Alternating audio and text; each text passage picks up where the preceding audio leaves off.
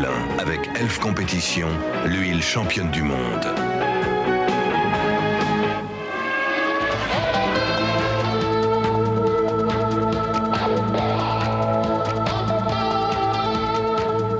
Bonsoir à toutes, bonsoir à tous. Bienvenue à Montréal pour ce Grand Prix du Canada, 6e manche du championnat du monde 1995 de Formule 1. Un Grand Prix qui s'annonce tout à fait passionnant parce que si Michael Schumacher, le champion du monde, a signé une nouvelle pole position, la 100e pour les moteurs Renault, eh bien la domination des moteurs Renault sur la piste sèche ici aux essais pourrait être mise en cause par la météo. Parce que vous le voyez, le ciel est gris, l'incertitude est totale, même si la piste a commencé à sécher, il y a encore pas mal de plaques d'humidité. La plupart des pilotes vont s'élancer en piste lisse, en piste slick pour piste sèche. Mais les réglages d'aileron, tout ça est évidemment un petit peu délicat à trouver le bon compromis. Et entre Schumacher en pole position, les deux Williams Renault de Hill et Coulthard, et puis les deux Ferrari de Berger et Alesi, la course s'annonce très ouverte. N'est-ce pas Jean-Louis Moncet, John Erive, Alain Prost? Merci Pierre. Alors tout de suite dans le vif du sujet, l'état de la piste, sèche dans sa plus grande partie, mais vous voyez avec des traces humides. Les pneus, les réglages, Alain, c'est la grande redistribution de toutes les cartes. Alors les pneus, on peut dire vraiment sans trop se tromper que pratiquement toutes les voitures, si ce n'est pas toutes, partiront en pneus slick, c'est-à-dire pour piste sèche, comme l'a dit Pierre. La piste, on l'a vu, n'est pas totalement sèche, mais ça ne nécessite absolument pas du tout les pneus pluie, qui sont d'une gomme un peu plus dure d'ailleurs que les pneus secs. Donc on voit justement les mécaniciens de Ferrari qui enlèvent les couvertures chauffantes et on voit très bien les pneus slick sur la voiture de Gerhard Berger.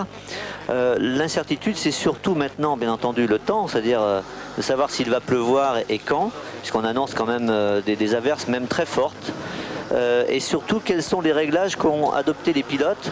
Il y a des pilotes qui sont dans une situation psychologique relativement confortable, c'est-à-dire Schumacher qui est en pole position, les deux Ferrari qui ont été impériales, je dirais, sur piste très très mouillée ce matin, Barrichello avec la Jordan Peugeot qui a fait le deuxième temps tout en fin de séance mais qui s'est très très bien comporté, et puis deux pilotes qui eux sont dans une position un peu différente. C'est les deux pilotes des Williams Renault qui sur piste très détrempée ce matin ont été, comme à Imola il y a un peu plus d'un mois, inexistants, avec une voiture très très inconfortable, très peu d'adhérence, et ils ont fait, je crois, Damon a fait 2 ou 3 têtes à queue.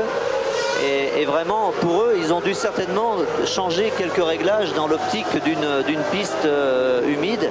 Et là, c'est un peu un coup de poker. Donc, on ne sait pas du tout ce qui s'est passé entre les 3 meilleures équipes, entre Benetton Renault, Williams Renault et Ferrari, en ce qui concerne les réglages des pilotes. Jean-Louis, oui. Un petit mot pour vous dire que les réglages d'aileron, eh bien, ils étaient plutôt à tendance piste sèche chez Benetton, Michael Schumacher, et chez Ferrari, alors que chez Williams, on était plutôt plus conservateur, avec des ailerons braqués davantage pour piste humide. On regarde ici justement l'état de la piste tout au long des 4 km, 430 mètres de ce circuit Gilles Villeneuve de Montréal. Et bien sûr, tout à l'heure, au moment du feu vert, c'est-à-dire maintenant dans un peu plus d'une minute, eh bien, je vous cite la phrase d'Alain Prost, ça sera très chaud. Oui, ça peut être chaud dans la mesure où, bien entendu, les pneus slick, il faut les faire chauffer, hein. Et quand ils seront très chauds, sur une piste comme on voit ici, mi-sèche, mi-humide, il n'y a aucun problème. Par contre, bien entendu, c'est pas en un tour de chauffe, alors que l'on voit, il y a même des pilotes qui sont partis avec des pneus neufs, c'est-à-dire encore avec les bandes, vous voyez, après un demi-tour du circuit, on voit encore des bandes blanches sur les pneus. Ça veut dire que les pneus ont du mal quand même à chauffer et à travailler. C'est ici d'ailleurs que Mark Blundell a fait un tête à queue tout à l'heure en pneu slick à l'accélération. Donc c'est vous dire le manque d'adhérence de cette piste dans ces conditions. Et la difficulté, ce sera bien sûr de passer la motricité, la puissance, notamment au départ, mais surtout pendant les 2 premiers tours. Après, ça ira beaucoup mieux en attendant, comme on nous l'a laissé prévoir, la pluie. Schumacher qui a fait un tour assez rapide, qui attend maintenant un tour assez rapide pour chauffer bien les pneus et les freins. Et là, il va certainement faire, comme tout le monde, un essai de départ. Non pas un vrai essai, puisque c'est interdit, mais quand même, on peut toujours accélérer à fond, faire patiner les roues arrière pour bien les chauffer. C'est très très important sur ce type de piste, on va l'appeler piégeuse. Ici, la chicane à l'entrée des stands, les chiffres de ce Grand Prix du Canada, c'est la 570e épreuve du championnat du monde depuis que celui-ci a été créé, c'est-à-dire en 1950. Le Grand Prix du Canada est la 6e manche du championnat 95. Je vous rappelle pour l'histoire qu'on court ici pour la 17e fois et qu'il y a eu une multitude de vainqueurs. Villeneuve, Jones, Lafitte, Piquet, Arnoux, Alboreto, Mansell, Senna, Boutsen, Berger et vous, mon cher Alain, en 93. Et puis bien sûr l'an dernier, c'était Schumacher. Schumacher à droite sur votre écran avec sa Benetton Renault, Damon Hill à gauche, alors qu'on agite les drapeaux jaunes pour les deux Forti. Jean est légèrement en travers, légèrement décalé. Il a certainement l'intention de foncer au milieu. Non, c'est Berger d'ailleurs qui est légèrement décalé. Le préposé au drapeau vert, le rouge et le vert.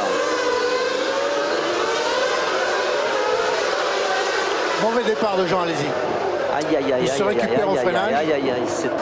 Il s'est récupéré au freinage. Il est revenu à hauteur de Berger au freinage. Il est revenu, il va peut-être. Il a Herbert à sa droite là.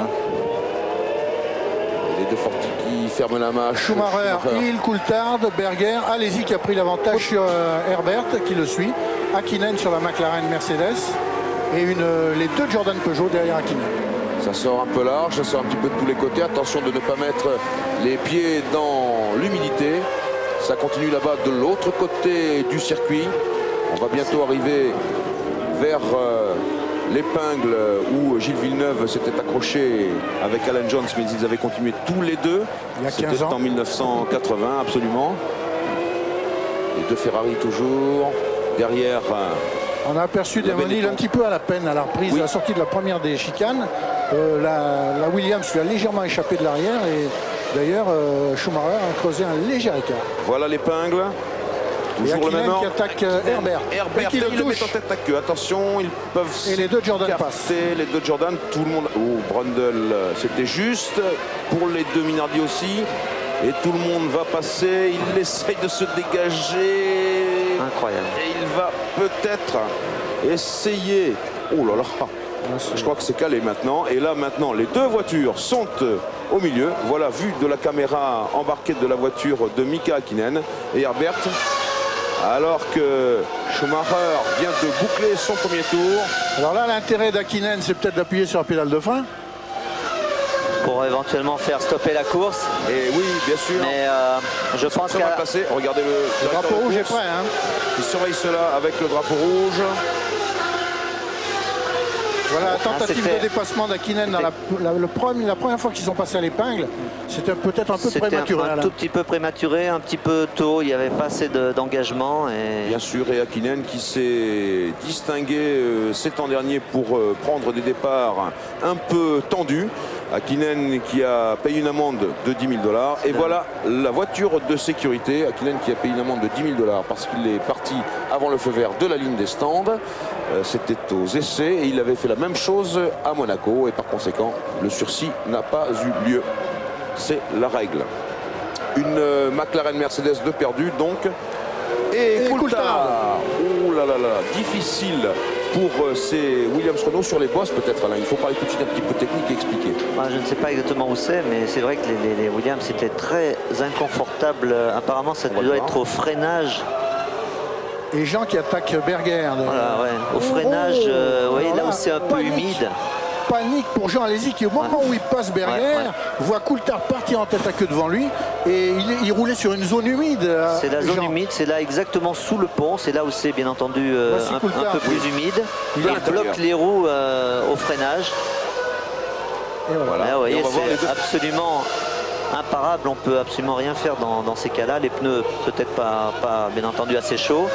J'espère que David Coulthard avait bien remis sa répartition de freinage pour un circuit sec. Il faut dire que quand il pleut beaucoup, les pilotes mettent la répartition de freinage beaucoup plus sur les roues arrière, car on a tendance à bloquer un peu trop souvent les roues avant. Par contre, dès qu'il fait sec et dès que l'adhérence est bien entendu beaucoup plus importante et que on peut faire chauffer les freins, on remet cette répartition beaucoup plus déterminante sur l'avant. Alors le classement de ce Grand Prix du Canada, nous sommes dans le 3e tour. 1 Schumacher, 2 Hill, 3 Alesi, 4 Berger, 5 Barrichello, 6 Irvine, 7 Frentzen, 8 Panis, 9 Brundle, 10 Salo, 11 Blundell, 12 Morbidelli, 13 Badoer, 14 Martini, 15 Katayama, 16 Bouillon, 17 Gachot, 18 Montermini. Et la McLaren qui se trouve toujours en plein milieu de la piste dans l'épingle. Incroyable qu'il n'y ait pas de voiture qui puisse tirer la McLaren à l'écart. Bon, les pilotes sont prévenus, ils savent qu'ils doivent serrer à l'intérieur et ne pas tenter de se dépasser, passer à 2 de front dans l'épingle, étant donné que la place est occupée par un rond-point inattendu. Bien sûr, un rond-point en forme de McLaren Mercedes. Alors, l'écart entre Schumacher et Hill, il est de 2 secondes et 8 dixièmes. L'écart entre Hill et Alesi, il est de 5 secondes et 9 dixièmes. Et il va falloir surveiller si les Ferrari, vous les voyez toutes les deux, ici montent à l'assaut de la Williams-Renault de Damon Hill. Mais on peut craindre que les Williams, pour l'instant, avec quand même une certaine quantité d'essence, puisqu'on va faire un arrêt, donc vraiment un réservoir assez rempli, eh bien, soit difficile à conduire. On l'a vu avec Coulthard. Oui, mais bon, le fait qu'elle soit difficile à conduire, c'est une chose. Le fait de ce qui est arrivé à David Coulthard, c'est peut-être autre chose. C'est vrai qu'à cet endroit-là, il y a aussi quelques bosses. C'est vrai que les voitures, les Williams ont l'air d'avoir quelques problèmes, ont toujours eu des problèmes pendant ce week-end. Au travers de gens en freinage au même endroit. Justement, au même endroit, c'est quand même très très humide. Et le fait de freiner peut-être un tout petit peu plus tard que d'habitude, ou un tout petit peu plus violemment, eh bien vous bloquez les roues et ces pneus qui ne sont pas encore à 100% en température. C'est évident qu'on peut partir en tête à queue d'une manière aussi brutale que l'a fait David Coulthard. Nous voici à bord de la Ferrari de Berger et on voit devant Jean Alesi qui se rapproche insensiblement de Damon Hill. Et vous savez pourquoi? Jean Alesi, meilleur tour en course au 3e tour, une 32,091, soit une moyenne de 173 km/h. Alesi qui se rapproche, et bien avant qu'il fasse la jonction avec Damon Hill, on se retrouve après ces quelques pages de publicité.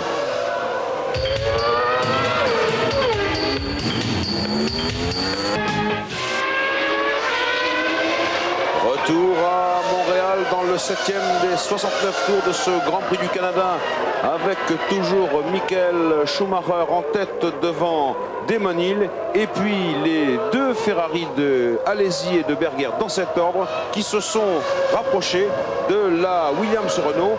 Mais il y a une autre bonne surprise, et c'est la constance bien des deux Jordan Peugeot de Barrichello et Irvine. Ici c'est Gerhard Berger, Barrichello 5e, Irvine 6e, et puis les deux Ligier Honda derrière Fanzen, Panis est 8e, Rundle 9e. C'est pas mal. C'est pas mal, et ce qui est pas mal non plus, c'est la course que mène Jean Alesi à la poursuite de Damon Hill, qu'il ne lâche pas. Qu'il ne lâche pas. Les deux hommes tournent à peu près au même rythme, c'est-à-dire en 1:31,4 tous les deux. Et la tendance est plutôt même en faveur d'Alesi. Voici un arrêt, c'est une Pacifique, ça a l'air d'être Montermini, qui est occupé quelque chose comme la dernière place, oui. Donc ça ne laisse plus que 20 voitures en course, puisque rappelons qu'on a perdu dès les deux premiers tours 3, non pas des favoris, mais des outsiders de ce Grand Prix du Canada, à savoir Johnny Herbert, Mika Hakkinen et David Coulthard. Une McLaren Mercedes, une Benetton Renault et une Williams Renault. 3 voitures très en vue de ce Grand Prix. Et là, les deux Ferrari qui poursuivent toujours Damon Hill, lequel Damon Hill a quand même concédé quelque chose comme 6 secondes maintenant à Schumacher, qui mène. Et pendant que vous nous disiez cela, Johnny, Schumacher a fait le meilleur tour en course, 1:30,483, et cela dans le 7e tour de course. Voilà aussi l'explication de cet écart qu'il a creusé avec Damon Hill. Et il a raison, si par hasard le danger venait des Ferrari pour la Benetton Renault, eh bien Schumacher fait bien de se servir de Damon Hill comme écran. De toute façon, là, en ce qui concerne la tactique de course pour les leaders, et raison de plus pour Schumacher, pas de tactique, si ce n'est celle d'aller le plus vite possible, de faire l'écart le plus important possible pour Schumacher, surtout en considérant qu'il pourrait pleuvoir. On nous annonce de la pluie, les nuages sont très menaçants, et donc il faut essayer d'avoir l'écart le plus important quand il faudra changer de pneumatique pour éventuellement mettre des pneus pluie. Il vaut mieux avoir une marge de sécurité très importante, et Schumacher fait vraiment un gros effort. Il est à peu près minimum une demi-seconde plus rapide que ses poursuivants, c'est-à-dire il, Alesi et Berger qui se tiennent vraiment dans un mouchoir. Et là on voit la bagarre au creux du peloton où Badoer, qui a fait de très très bons essais, notamment ce matin sous la pluie, Badoer qui conduit ce gros peloton. Ici c'est Inoue sur la rose, voici Badoer, voici Martini, Katayama, et ça c'est Bouillon. Bouillon qui précède Gachot et Inoue, c'est le peloton de queue, mais c'est le gros peloton finalement. Alors vous nous parliez de la pluie, Alain, je vous rappelle l'article 127 du règlement. Une course ne sera pas arrêtée en cas de pluie, sauf bien entendu si le circuit est bloqué. Et plus qu'une seconde d'écart entre Demonil et Alesi. Alesi qui ne cesse de se rapprocher dixième par dixième de la seule Williams-Renault encore en course. Donc une seule Benetton, la voici, c'est celle de Schumacher après l'abandon de Herbert accroché par Hakkinen, et une seule Williams-Renault, celle de Demonil deuxième après la sortie de route de Coulthard dans le deuxième tour de ce Grand Prix du Canada. Schumacher qui continue d'attaquer de plus belle. On va faire un point top tour. Voilà, top tour.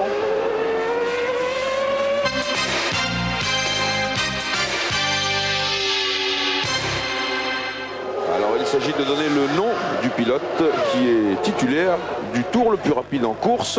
Katayama, lui, il est titulaire d'une pénalité. Une pénalité qui va lui valoir de porter la lanterne rouge, comme on dit au Tour de France, puisque actuellement il est 15e. Et Mika Salo également. 15e après un arrêt au stand et 10 secondes d'arrêt, va se retrouver dernier, puisqu'il est au cœur du dernier peloton, qu'il aura semé pendant sa pénalité.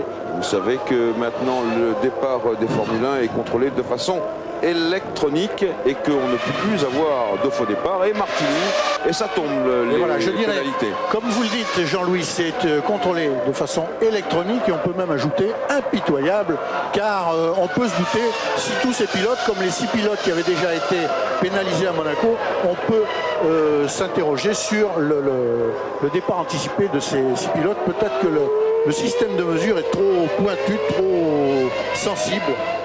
Pierre Rondit chez Williams-Renault. Eh bien, chez Williams-Renault, on travaille actuellement sur l'aileron avant de la voiture de Demonil en installant un nouvel aileron avec davantage d'appui aérodynamique. Peut-être qu'on prévoit la pluie, effectivement, et qu'on s'y prépare pour changer rapidement de capot pendant le premier changement de pneu, ravitaillement en carburant.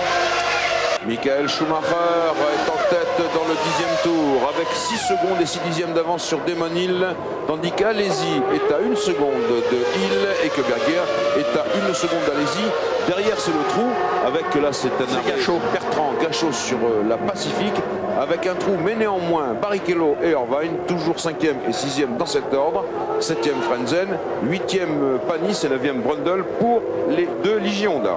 Gachot qui doit avoir certainement des ennuis mécaniques, parce qu'on ne peut pas supposer que sur un circuit réputé pour ne pas user beaucoup les pneus, on ne peut pas supposer que Gachot a déjà usé les siens après 10 tours de course seulement. Alors, pour parler des leaders, dont voici le trio de poursuite après Schumacher, Schumacher qui ne compte finalement que, on peut dire que 6 secondes 6 d'avance sur Damon Hill, en fait roule au même rythme que les leaders. On ne peut pas dire qu'il accentue son rythme et qu'il lâche ses poursuivants. L'écart est à peu près stable depuis quelques tours.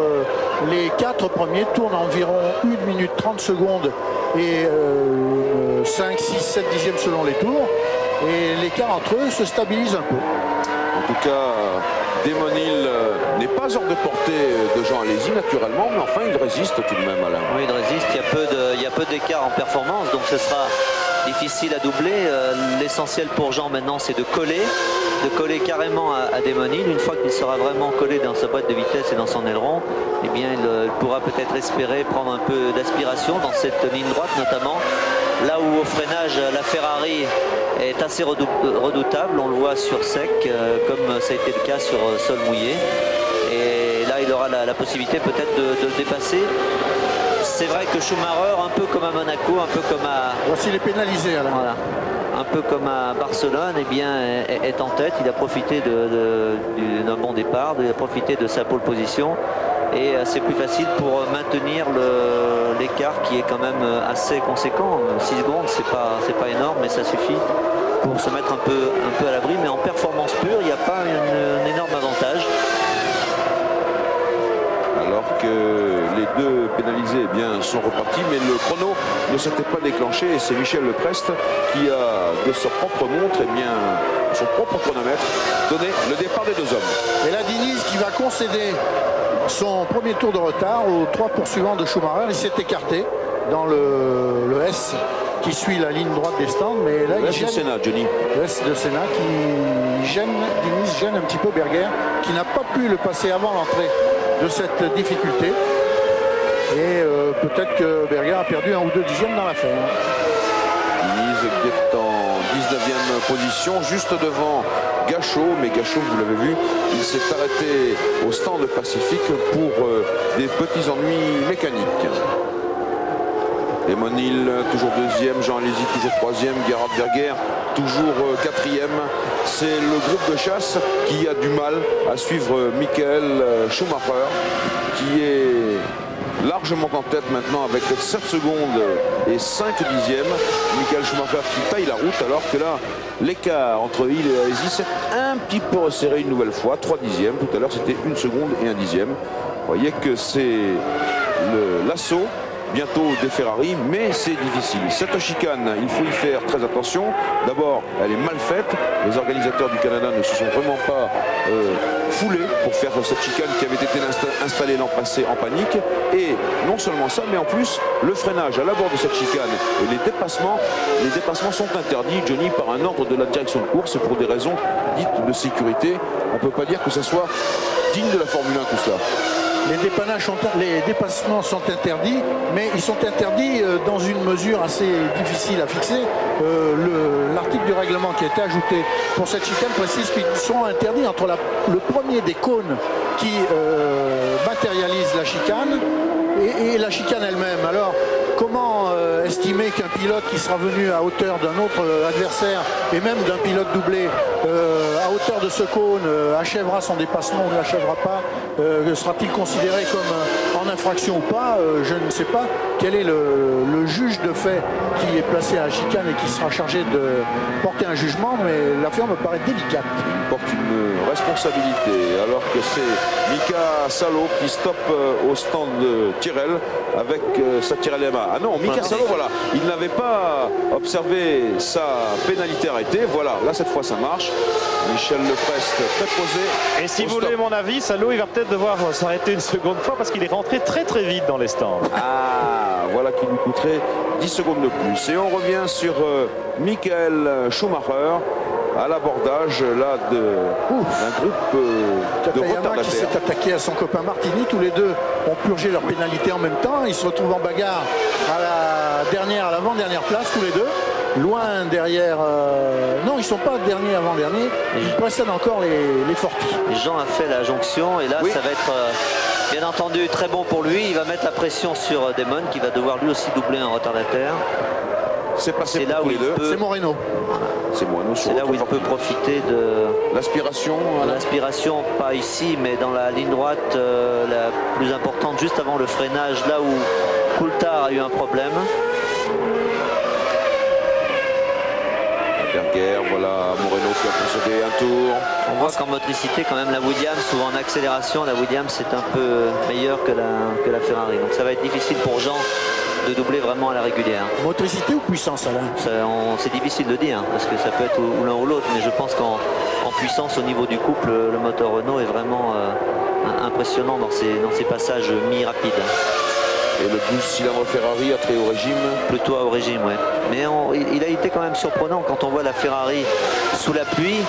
Un 12 cylindres est réputé quand même un peu moins souple, un peu moins facile à conduire. On voit qu'en motricité, en accélération, les pilotes arrivent quand même à bien se débrouiller. Donc c'est pas un handicap fondamental. À propos de motricité, on a vu Berger sortir de l'épingle en légère dérive. Et on peut penser que ses roues arrière patinent, ce qui ne va pas maltraiter les pneus de ses roues motrices. Berger, en essayant de s'accrocher à Damon Hill et à Jean Alesi qui le précèdent. Ici, les pneumatiques que Goodyear a amenés pour cette course sont assez dures. Et les pilotes d'ailleurs s'en plaignaient un peu pendant les essais de vendredi et de samedi. Et donc ces problèmes de motricité, les voitures que l'on voit en dérive à la sortie de l'épingle, normalement ça ne devrait pas jouer un rôle déterminant pour l'usure des pneumatiques. Et On sait que les pilotes, sauf bien entendu conditions météo, devraient s'arrêter qu'une seule fois pour changer de pneumatique et pour faire le plein d'essence. Il faut tout de même préciser que ce matin, quand Jean Alesi a fait le meilleur temps sous la pluie battante durant la période de rodage, sa voiture était équipée de l'aileron type Monaco, c'est-à-dire un aileron avec appui maximal. Exactement. Barrichello 5e, Irvine 6e, toujours pour les Jordan Peugeot, toujours Frentzen 7e, Panis et Brundle avec les Ligier Honda en 8e et 9e position. C'est, si ma mémoire est bonne, je crois l'une des premières fois cette année où les deux Ligier Honda sont si bien placés depuis le début de course. C'est exact, Jean-Louis. Les Ligier Honda qui commencent à recueillir les fruits du travail accompli par l'équipe, appelons-la anglo-française elle aussi, puisque si elle est composée de mécaniciens français toujours aussi compétents dans leur travail, les Ligier sont parmi les Formule 1 qui terminent le plus souvent les Grands Prix. Les ingénieurs qui dirigent ces mécaniciens sont pour la plupart anglais, même quelques-uns sont italiens.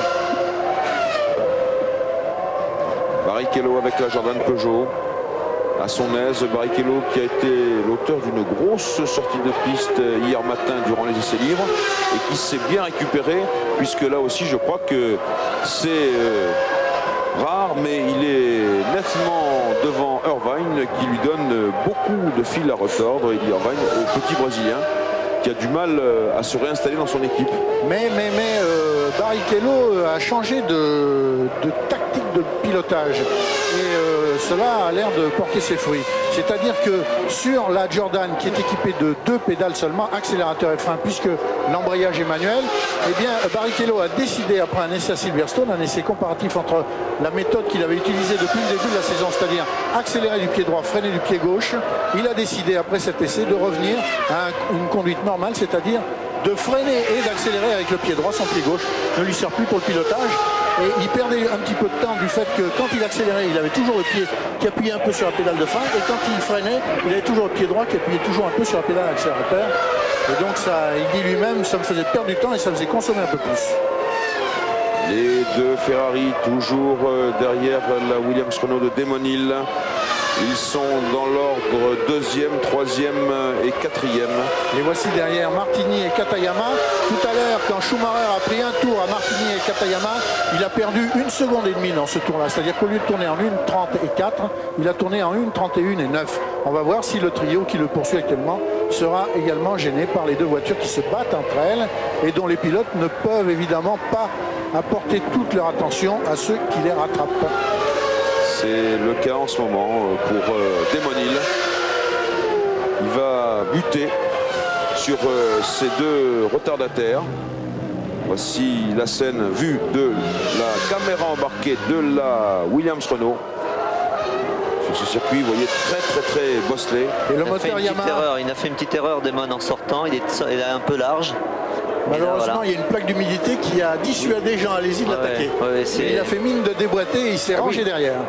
Mais là, ce sera peut-être une bonne opportunité car il est dans la spi. Et il vient à côté. Et il passe. Et il passe, Jean Alesi, il est devant. Et Berger qui est juste là. Voilà. Un premier rebondissement important dans ce Grand Prix du Canada au 17e des 69 tours.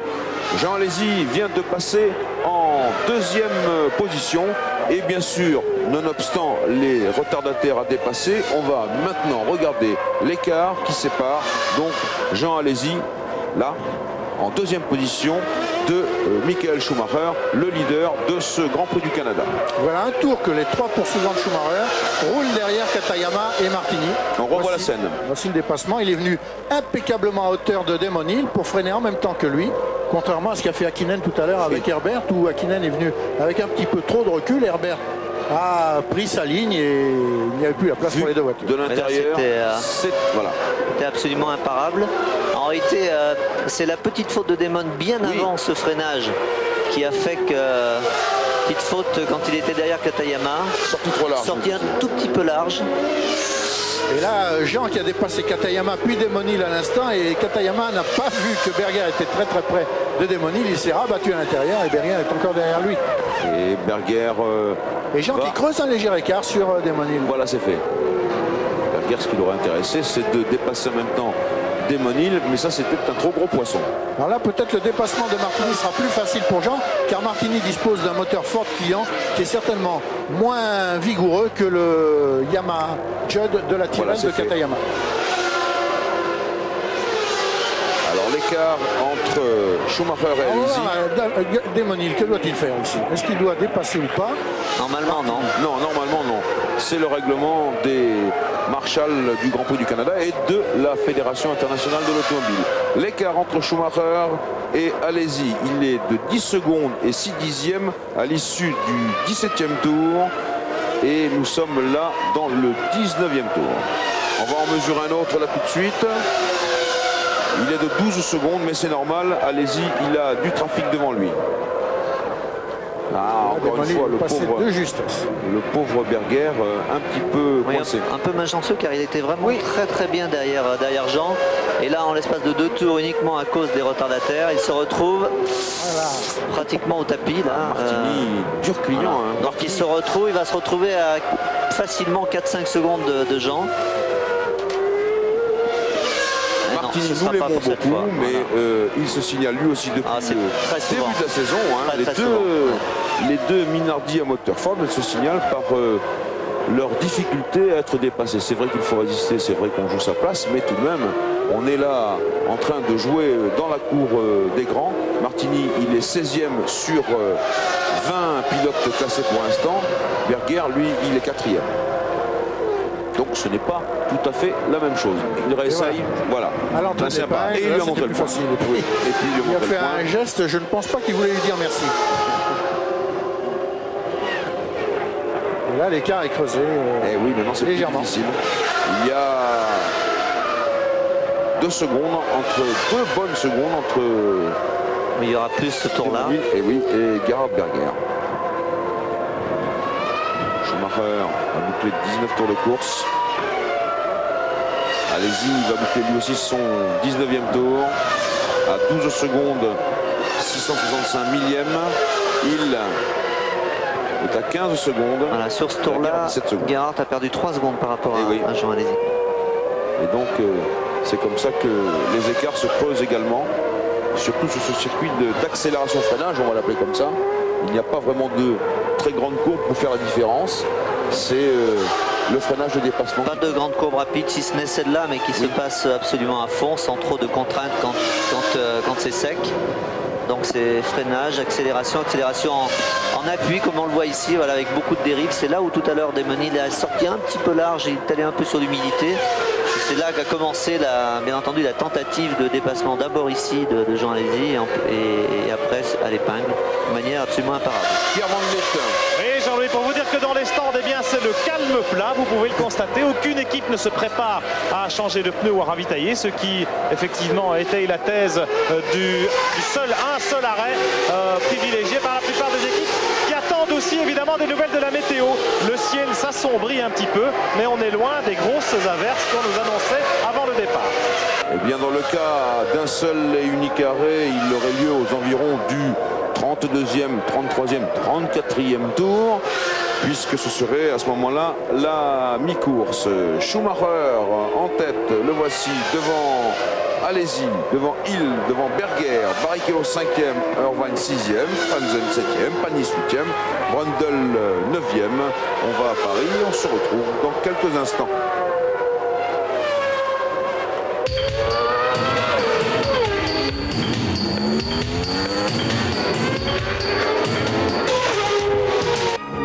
Toute la Formule 1 avec Elf Compétition, l'huile championne du monde.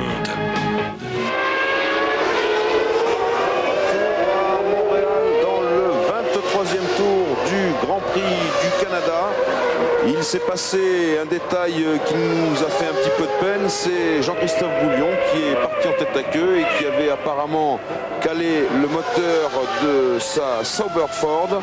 Et puis eu Yukio Katayama a effectué le premier sans doute de 2 arrêts au stand en un temps de 17 secondes. Pour les hommes de tête, c'est toujours Schumacher devant Alesi, Hill, Berger, Barrichello, Irvine, Frenzen, Panis et Brundle. Ceci pour les 9 premiers. Alesi qui tient bon face à Schumacher. Il est à un petit peu moins de 11 secondes de l'Allemand. Évidemment, il ne revient pas sur l'Allemand, mais il n'est pas trop distancé non plus. 11 secondes, il est à portée. Et Alesi, dont il faut rappeler que c'est lui déjà qui, en Espagne et puis à Monaco, avait émergé derrière Schumacher. C'était lui le concurrent le plus ardent derrière Schumacher. Et ici, il renouvelle cet exploit, Jean Alesi. Maintenant, espérons qu'il aura beaucoup plus de réussite qu'en Espagne ou à Monaco, où il a été privé de la 2e place qui lui revenait de droit, mais les aléas de la course en avaient décidé autrement. Oui, en Espagne, c'était un problème technique. Et puis à Monaco, on le sait, il a été obligé de taper dans le rail pour éviter Martin Brundle qui s'était mis en tête à queue juste sous son nez entre le tabac et la piscine. Peut-être maintenant est-il possible de voir un assaut de Berger sur Damon Hill, puisque Berger a réussi à cet instant de la course le meilleur temps des Ferrari en 1:34, ce qui le place au niveau de performance d'Alesi qui a fait 1:36. Les deux hommes donc suivent un rythme absolument identique, mais Berger a été gêné, il était moins bien placé de tous. Et le voici maintenant, Berger, qui est dans le sillage de Damon Hill. Là-bas, on va voir s'il va essayer d'attaquer l'anglais comme Jean Alesi l'a fait si proprement et si nettement tout à l'heure à l'approche de l'épingle qu'il va approcher maintenant avec Morbidelli sur la rose. Morbidelli qui se tient à l'écart et qui a donné un coup de volant avant de redresser sa voiture pour laisser le passage à Jean. Morbidelli sur la rose qui occupe actuellement la 10e place. Il faut cependant attendre. Oui, Pierre. Nous sommes avec David Coulthard. A big disappointment for you, David. What happens exactly? Qu'est-ce qui s'est passé? Je suis très déçu. J'ai perdu la voiture dans la 2e chicane. La voiture était incroyablement difficile à conduire. Was it still a little bit wet or just a problem? C'était encore un peu mouillé ou pas? Non, le problème n'était pas là. Le problème c'était les bosses du circuit. Oui, Alesi est en devant maintenant. Gerhardt a des chances, mais on verra. Avec des petits problèmes de son et de caméra, alors qu'il y a un arrêt au stand de Minardi. Non, pas du tout. Encore une pénalité. Encore une pénalité pour... 7, 6, 5, 4, 3, 2, 1. Il va donc repartir. On a vu Damon Hill, toujours aux prises avec Gerhardt, Berger. Et Morbidelli, à qui il prend un tour. Est-ce qu'il va nous refaire le même coup du dépassement grâce à un retardataire peut-être? Non, là, il est mieux placé pour être dans l'aspiration de la rose. C'est lui qui devrait dépasser le premier. Il n'y arrive pas. Quoique. Oui, c'est bon. Berger essaye aussi. Morbidelli s'est tenu à l'extérieur gentiment. Pour les deux. Oui, comme un vrai pilote expérimenté et qui connaît le code d'honneur des pilotes de Grand Prix. Ça nous permet, ça, de voir Damon Hill et Gerhard Berger repartir à l'attaque. Alors que Gachot qui rentre au stand ou bien qui va là-bas au bout. Non, c'est un arrêt. C'est son 3e arrêt. Toujours des problèmes mécaniques pour la Pacifique à moteur Ford, même si là, elle met de l'essence et elle change ses pneus. On est dans le 25e tour. Tiens, ça se rapproche. Une première attaque de Gerhard Berger sur les Damon Hill. Une deuxième attaque à l'entrée du S-Jabou. Il passe. Très beau. Ça, faut passer là. Hein. Ah oui, là c'est quand même très chaud, mais il était très osé ce dépassement. Mais vraiment, Damon a été aussi très correct. Mais c'est rare quand on voit des dépassements aussi beaux en Formule 1 depuis quelques temps, donc il faut vraiment les apprécier. Eh bien, ça nous met... On n'a pas vu ce qui s'est passé avant d'ailleurs, mais Damon a dû faire une petite faute pour que Gerhard soit aussi proche de lui en si peu de temps. Revienne tout de suite dans son sillage, comme tout à l'heure avec Jean Alesi. Ravitaillement de Martini sur la Minardi Ford. haut. C'est court comme image. A priori, ça n'intéressait pas le réalisateur du Grand Prix du Canada. Schumacher tourne en 1.32, allez-y en 1.31, mais tout à l'heure, les deux pilotes, aussi bien Schumacher que Alesi, se sont rapprochés du meilleur tour en course, qui, je vous le rappelle, est toujours détenu par Schumacher lui-même, 1.30.367, et cela c'était au 11e tour de course. Et au moment où je vous disais cela, eh bien Schumacher vient de battre une nouvelle fois le meilleur tour en course, alors qu'on revoit le dépassement Berger-Hill. Schumacher donc au 26e tour, 1.29.811, nouveau meilleur tour en course. Est-ce à dire que par le truchement de la radio et des panneaux, Schumacher est prévenu de ce que fait Alesi? Sans doute. De toute façon, il sait exactement au 10e près l'écart qu'il sépare d'Alesi. Ce qui est toujours assez surprenant en ce moment avec Schumacher et avec sa voiture, c'est que comme en essai qualificatif, il semble pas beaucoup plus vite que ses adversaires, et puis tout d'un coup il fait un tour canon.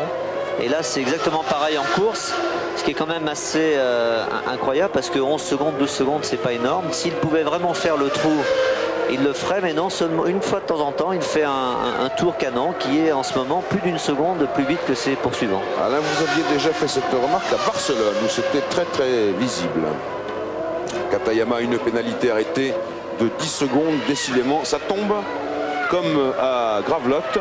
Les pénalités, ça c'est la vitesse dans les stands qui était excessive. Alors qu'on voit que la Williams de Damon a quand même beaucoup de problèmes, non seulement en entrée de virage, parce que c'est quand même un des défauts de la voiture quand tout ne va pas très bien, mais aussi en motricité.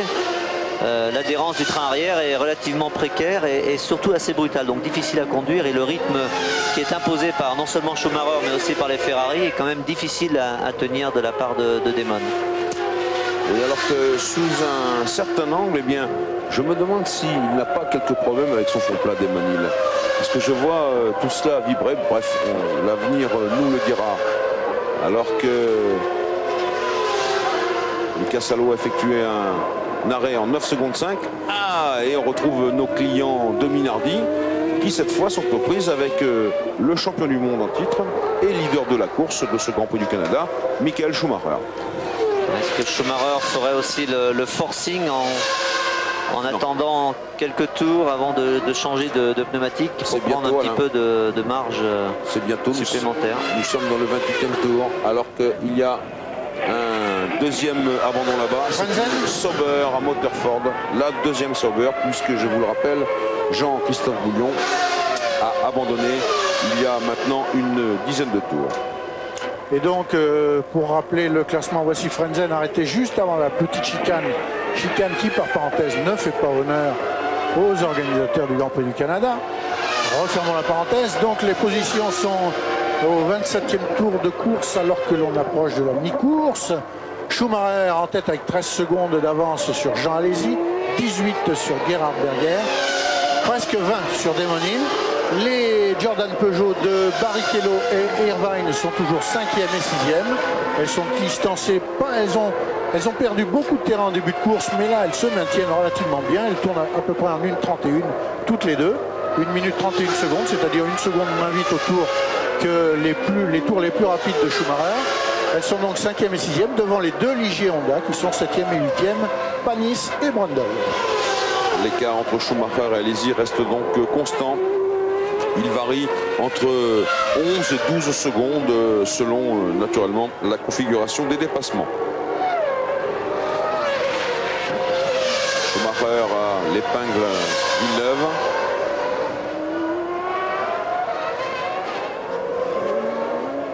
Schumacher avec donc 12 secondes d'avance alors qu'il y a un autre arrêt une nouvelle fois. C'est Katayama qui s'en va pour sa pénalité.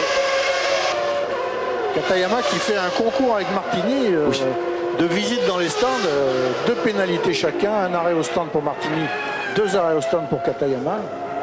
Et le panneau de Michael Schumacher avec Jean Alesi en 2e position à l'attaque. Schumacher qui est dans son 30e tour de course. Je vous rappelle que le Grand Prix du Canada en comporte 69. Gerhard qui revient un peu sur Jean, peut-être pas sur ce tour-là, car il a été un peu gêné par un retardataire, mais les deux Ferrari sont vraiment tout à fait dans le coup. Hein. Il n'y a pas de doute, car Schumacher fait quelquefois des tours canons, mais dans l'ensemble, les performances sont assez proches. Jean Alesi qui vient de fixer son meilleur tour en course depuis le début de ce Grand Prix en 1 minute 30 secondes et 569 millièmes pour être précis. C'est son meilleur tour. Les deux, comme on le disait tout à l'heure, Alain, les deux Ferrari mènent une cadence très voisine l'une de l'autre. 1 minute 30 secondes et demie pour Alesi comme pour Berger. Mais ils ont 12 et 16 secondes de retard sur Schumacher. Il y a un peu de retard, mais ils mettent quand même la pression. Ils ne sont pas largués, comme on dit. On ne sait jamais ce qu'il pourrait se passer déjà après le changement de pneumatique. Car, bon, on l'a vu depuis le début de la saison, certaines fois, certaines voitures, certains pilotes se plaignent d'un train de pneumatique un peu moins performant qu'un autre. Et puis aussi s'il venait à pleuvoir, car les Ferrari dans ce cas-là auraient un avantage indéniable, comme on l'a vu ce matin durant le warm-up. Écoutez, la pluie, je pense qu'elle n'est pas menaçante en ce moment, puisque c'est plutôt une éclaircie en ce moment au-dessus de l'île Notre-Dame, non loin de Montréal, où est situé le circuit Gilles Villeneuve. Vous avez parlé des meilleures performances de Jean Alesi, Johnny Rive. Eh bien, on va jouer au jeu Top Tour pour voir si vous avez bien suivi.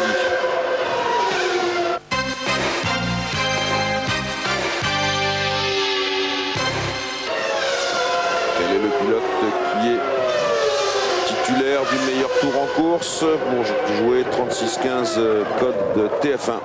Sans parler de meilleur tour, pour parler du dernier tour qui vient d'être accompli, le 30e, eh bien les trois premiers l'ont bouclé dans le même dixième de seconde, 1 minute 30 secondes de 9 pour Schumacher. Et même dans le même centième, Johnny, ce qui est assez incroyable. C'est assez rare. Alors, malgré l'abandon de Frenzen tout à l'heure, il faut quand même souligner que les voitures sont assez constantes sur ce circuit qui est quand même très exigeant. Schumacher toujours là, Alesi toujours là, Berger toujours 3e, Hill 4e, Barrichello et Irvine, les deux Jordan Peugeot. Elles sont en train de faire leur meilleure performance de l'année pour l'instant. On souhaite que ça continue. Il y a une lutte entre équipiers, bien entendu, entre Alesi et Berger. Ils sont séparés de 4 secondes. Entre Barrichello et Irvine, ils sont séparés de 3 secondes 8, 4 secondes depuis le début de la course. C'est comme ça, donc c'est une attaque à outrance. Tout le monde est à son maximum à ce moment de la course. Et puis de la même façon, Panis toujours 7e et Brundle toujours 8e sur les légendaires. Pierre Van Dyck. Oui, on se prépare dans les stands chez Williams, chez Benetton, chez Ferrari pour ce qui devrait être le seul arrêt ravitaillement des voitures de tête. Damon Hill pourrait être le premier à s'arrêter. En tout cas, chez Williams, on est quasiment fin prêt. On amène les pneumatiques, les mécaniciens s'échauffent. Chez Benetton, on se prépare doucement. Et chez Ferrari, là aussi, on est prêt. Peut-être d'abord pour Alesi et puis Berger. À bord de la Jordan Peugeot, de Rubens Barrichello pour l'instant dans les points avec son équipier Eddie Irvine. Barrichello qui grignote son retard sur Damon Hill. Damon Hill 4e à 22 secondes de Schumacher et Barrichello 5e à 31 secondes, 32 secondes de Schumacher aussi. Il n'y a plus que 10 secondes, pas tout à fait 10 secondes entre la Williams-Renault de Damon Hill et la Jordan Peugeot de Barrichello. Les Jordan qui accomplissent vraiment des progrès remarqués. Michael Schumacher sur sa Benetton Renault. Alors Alain, ce matin dans Automoto, Bernard Dudot nous a dit que si cette Benetton Renault était plutôt une voiture pour les circuits moyens, voire les circuits lents, la Williams, elle, était une voiture faite pour les circuits rapides. Est-ce que vous êtes d'accord? Ou tout au moins, est-ce que vous avez quelques nuances à apporter à cette analyse? Oui, peut-être que depuis le début de la saison, on voit la Williams un peu handicapée par un sous-virage. Les pilotes se plaignent que la voiture pousse un peu les roues avant à l'entrée des virages serrés. Et bien entendu, c'est difficile de trouver le compromis après entre les virages serrés et les virages rapides. Moi, simplement, en voyant la Benetton depuis quelques courses, peut-être pas à la première course au Brésil, où on a vu quand même la Williams assez dominatrice, depuis quelques courses, la Benetton me paraît à l'aise sur pratiquement tout type de circuit et sur tout type de courbes et de virages. Donc j'ai l'impression qu'ils prennent le pas un petit peu sur l'équipe Williams-Renault en ce moment, où il y a où on se pose beaucoup de questions, il y a beaucoup de doutes. On l'a vu en plus ce matin, comme on l'a vu à Imola, je me répète un peu, cette voiture qui est quand même performante sur le sec, que tout d'un coup sous la pluie ne marche plus, elle devient pratiquement inconduisible. Et c'est vrai que les pilotes avec leurs ingénieurs cherchent beaucoup, ils changent beaucoup les réglages pendant les week-ends, mais ils ont du mal à peaufiner justement des réglages de base très bons.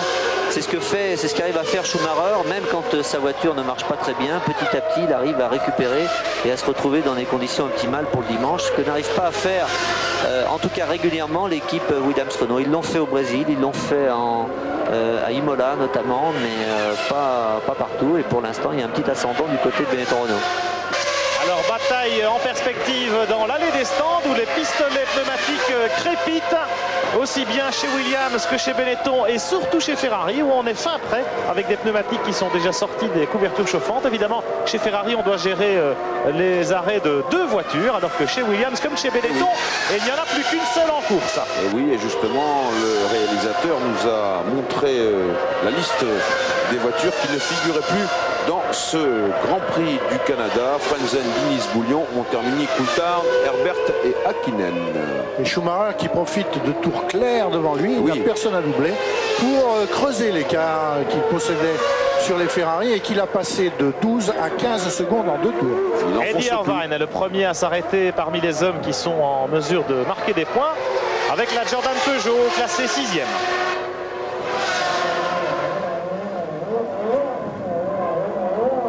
Il y a de l'essence à mettre. Ouais, 10, il y a plus 11, d'essence que d'habitude. Ouais. 12. On fait le plein complet. 16 secondes, un dixième. Vous voyez que c'est plus long. C'est long quand même. Hein, oui. Bien sûr, on va voir les autres. Schumacher, il sort de la chicane maintenant. Schumacher attaque, il vient de faire son meilleur tour, mais on voit qu'il est à l'attaque, il va certainement s'arrêter. Ou ce tour-ci ou le prochain apparemment. Schumacher, meilleur tour en course. 1:29.468. Et il va prendre peut-être un tour d'avance, non c'est un peu loin, à Mark Blundell qui pilote la seule McLaren Mercedes encore en course. Et ça c'est un petit peu une sanction. En tout cas, voilà ça Jean Alesi. Oui. Jean Alesi avec la Ferrari qui s'immobilise devant le garage de la Scuderia. Le premier à s'arrêter parmi le trio de tête alors que Damon Hill s'arrête à son tour.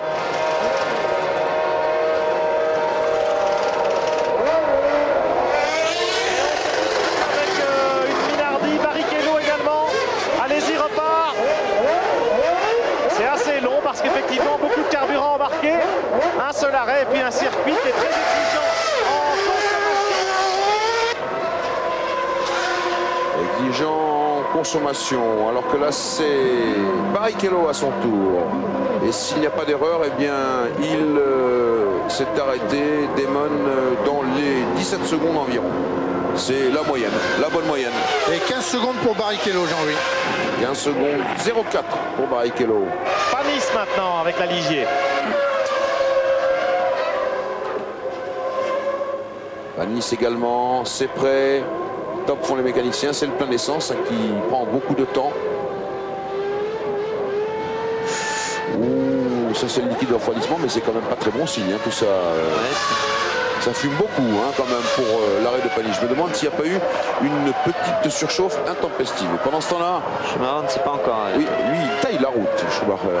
Bien sûr avec l'arrêt d'Alesi, eh bien Alesi est en 3e position.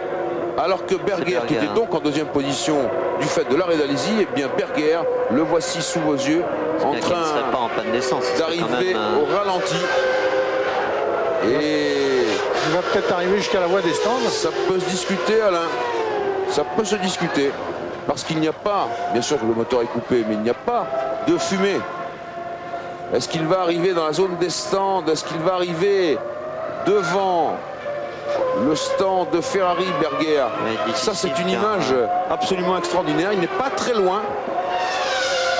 Est-ce que les mécaniciens ont le droit de le pousser? Il n'est pas très loin, il va y arriver. Je pense qu'il va y arriver sur son élan, mais ça va être d'extrême justesse. Ça va se jouer à quelques quelques centimètres près. Heureusement qu'il n'y a personne qui doit s'arrêter maintenant chez Benetton. Et voilà, la Ferrari vient vraiment mourir devant son emplacement. Alors on va voir ce qui se passe, exactement ce que fait Berger. Là ils ont droit, voilà, c'est devant le stand. Ça doit être une panne sèche, hein, visiblement. Oh là là. Ils changent les pneus. En tout cas, On va voir, ils ont peut-être le doute, en tout cas ils mettent au l'essence. calcul. Ce qui serait tout à fait explicable dans la mesure où d'abord c'est un circuit qui consomme énormément et peut-être qu'ils sont partis avec la pluie, donc les ailerons pour la pluie qui leur ferait consommer un peu plus que ce qu'ils auraient prévu. Alors Et que ça Blundell pourrait expliquer. Oui, Blundell au stand. Et il repart. 25 secondes et un dixième. Là, on peut dire qu'il a fait le plein complet et c'était nécessaire. Blundell. Il est rentré très vite dans les stands, Blundell, je peux vous dire beaucoup plus vite Mais que alors là, Berger. ça voudrait dire que si ça reste sec, ils doivent accomplir, on n'a fait que 36 tours. Le Grand Prix en comporte 69. Ouais, 33. Ouais, ça devrait arriver. Ça devrait être passer, bon. mais juste. Juste. Et heureusement pour Berger, au moment où il est rentré, il n'y avait pas d'activité chez Benetton, notamment Schumacher. Il aurait pu être gêné à ce moment-là dans son arrêt ravitaillement. Schumacher qui n'est pas encore rentré. C'est vrai que le circuit de Gilles Villeneuve a toujours été très dur pour les moteurs qui consomment beaucoup et la Ferrari est peut-être arrivée à ses limites. Il était parti avec le plein d'un réservoir. Cette année les réservoirs sont petits. Ils contiennent entre 120 et 130 litres selon les écuries et peut-être la Ferrari a-t-elle touché ses limites. Oui, il suffit que, comme je vous le disais, que les ailerons soient un peu plus braqués, les ailerons type pluie, pour consommer à peu près 2, 3 ou 4% en plus, ce qui fait facilement 4 litres, bien entendu, à peu près 4 litres, 4-5 litres sur la distance du Grand Prix, ce qui fait un tour et demi d'écart, un tour et demi de tour. Toujours beaucoup d'animation dans les stands, la flèche pour Schumacher sur son panneau. Ça veut dire qu'il s'arrêtera au prochain passage alors que Martin Brundle est le dernier client. Schumacher qui ne s'arrête toujours pas. On est dans le 37e tour. Et ça aussi, Alain, c'est de la performance. On avait été surpris, rappelez-vous, à Barcelone par le ravitaillement extrêmement tardif de cette Benetton Renault qui forcément doit emmener moins d'ailerons que les autres voitures. Mais ce qui prouve déjà, bon, je ne connais pas la quantité exacte des réservoirs de la Ferrari, des réservoirs de la Benetton. Il faudrait peut-être quand même qu'il s'arrête car toujours difficile de prévoir la consommation d'un moteur, d'une voiture sur un circuit aussi difficile et aussi exigeant que celui-ci. Et même les techniciens de Renault qui sont très performants dans ce domaine peuvent aussi, il y a toujours une petite marge d'erreur, donc il ne faut peut-être pas quand même jouer avec le feu. Il y a déjà 37 tours. Il n'en reste plus que 32 et il faudrait quand même s'arrêter très prochainement. Chez Benetton, Renault, on est prêt. Pierre, je vois l'homme avec le panneau on brakes. La difficulté chez Ferrari, ça sera peut-être de savoir quel comportement avoir avec Jean Alesi, puisque leur stratégie avait consisté à arrêter Jean Alesi après 34 tours et Berger après 35 tours. Or, il y a 69 tours à faire. C'est-à-dire que 34 tours, c'est un peu moins de la moitié. 35 tours, c'est un peu plus de la moitié. Donc Berger n'a pas pu faire un peu plus de la moitié. Et pour la deuxième partie de la course, Jean Alesi doit faire cette distance. Oui, Schumacher dans les stands. Voilà, il s'immobilise, impeccable. Tout est prêt chez Benetton. On change des 4 pneus, un petit peu de poussière de frein à l'avant. Et puis beaucoup d'essence, évidemment. Mais c'est quand même rondement mené. Impeccable. Beaucoup plus rapide que tout le monde. 12 secondes et 9 dixièmes. Donc il a mis moins d'essence que les autres. En tout cas, ça nous laisse perplexes. Comme ça doit laisser perplexes toutes les écuries autour de lui. Depuis le début de la saison et même l'année dernière, bien entendu. Alors qu'il repart, il repartirait juste devant. Non, c'est ça, il repart bien devant, oui, c'est ça, bien devant Jean Alesi. Depuis le début de la saison et même l'année dernière, je disais, les ravitaillements de Benetton, le changement des pneus, mais aussi le ravitaillement en essence, a toujours été beaucoup plus rapide. Il y a déjà eu, bien entendu, une polémique au sujet du système d'accouplement pour le ravitaillement en essence. Passé, bien sûr. Donc on n'ira pas jusque là, mais c'est vrai que c'est assez différent des autres équipes. C'est très performant au niveau du désaccouplement notamment. Certainement peut-être plus, ils font peut-être plus d'essais, plus de travail à l'usine, plus d'entraînement. mais ils ont une dextérité pour sortir l'accoupleur qui est quand même assez surprenant par rapport aux autres équipes. Alors le classement, 1 Schumacher, 2 Alesi, 3 Hill, 4 Barrichello, 5 Irvine, 6 Panis qui est dans les points, 7 Brundle. On va à Paris et on se retrouve après ça.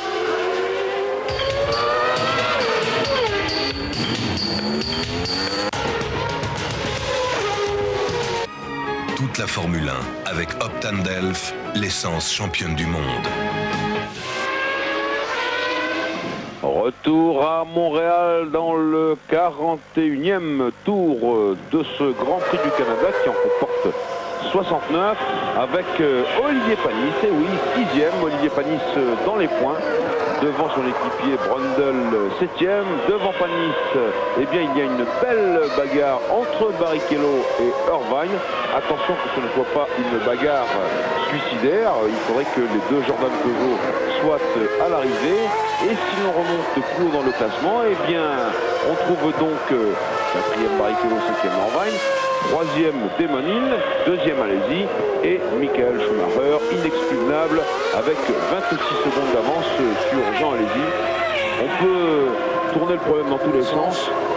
Schumacher est un type extrêmement fort et la Benetton Renault une voiture formidable. Oui, et puis il faut rajouter quand même l'équipe Benetton, puisque Schumacher a creusé un petit écart tout doucement. Enfin, un écart assez rapide pendant les 2-3 premiers tours. Après, ostensiblement, il s'est détaché.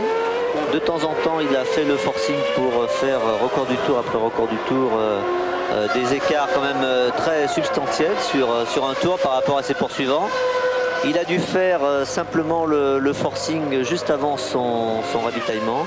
Il a dû aussi, on n'a pas vraiment les chiffres, mais faire un tour pour rentrer au stand très très rapide.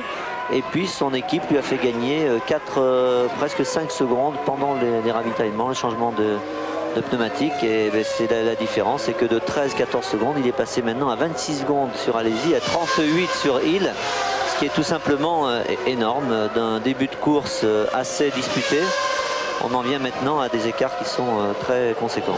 Et la Ferrari qui est derrière Schumacher, c'est donc Gerhard Berger en 8e position et qui a concédé un tour. Berger, vous savez pourquoi?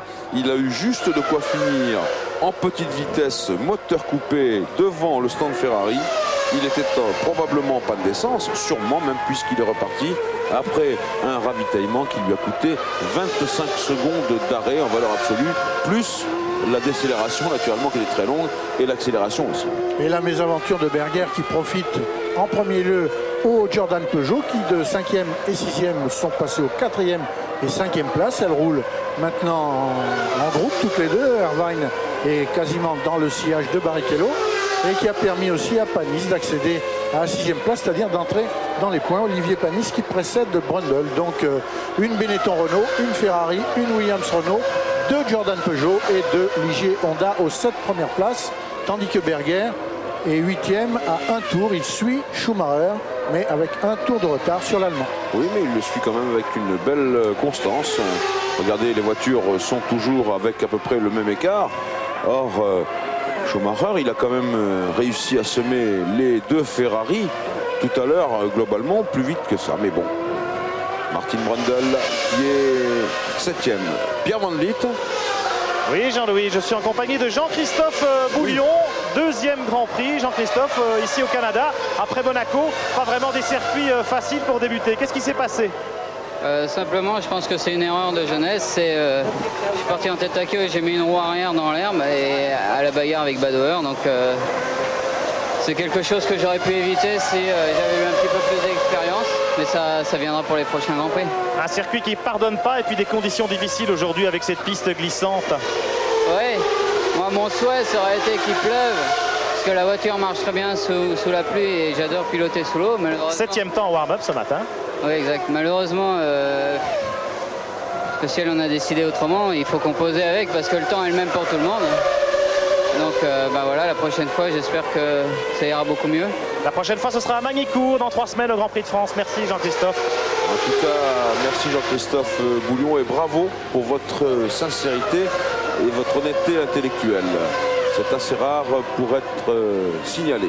le Grand Prix de France à Manicourt dans 3 semaines. Et peut-être que les Ferrari seront un petit peu plus aptes à suivre la Benetton Renault de Michael Schumacher. En tout cas, Manicourt 95, donc c'est la date anniversaire de l'entrée de Jean Todt chez Ferrari. C'était en 93. Et donc le 2 juillet, eh bien, le patron de la Scuderia aura 2 ans à la tête de cette grande équipe. Et ce jour-là, les Ferrari entraîneront un nouveau développement de leur moteur V12. Jean Todt refuse de dire qu'il s'agit d'une nouvelle version du moteur, c'est une évolution. Et il dit qu'à chaque Grand Prix, le moteur Ferrari a évolué, que si on prend la différence entre le moteur d'aujourd'hui du Grand Prix du Canada et celui du Grand Prix de France, elle sera sensible mais assez réduite, tandis que si on comparait le moteur du Brésil du début de saison à celui d'aujourd'hui, il dit alors là oui, la différence est importante, mais notre progression a été, continue.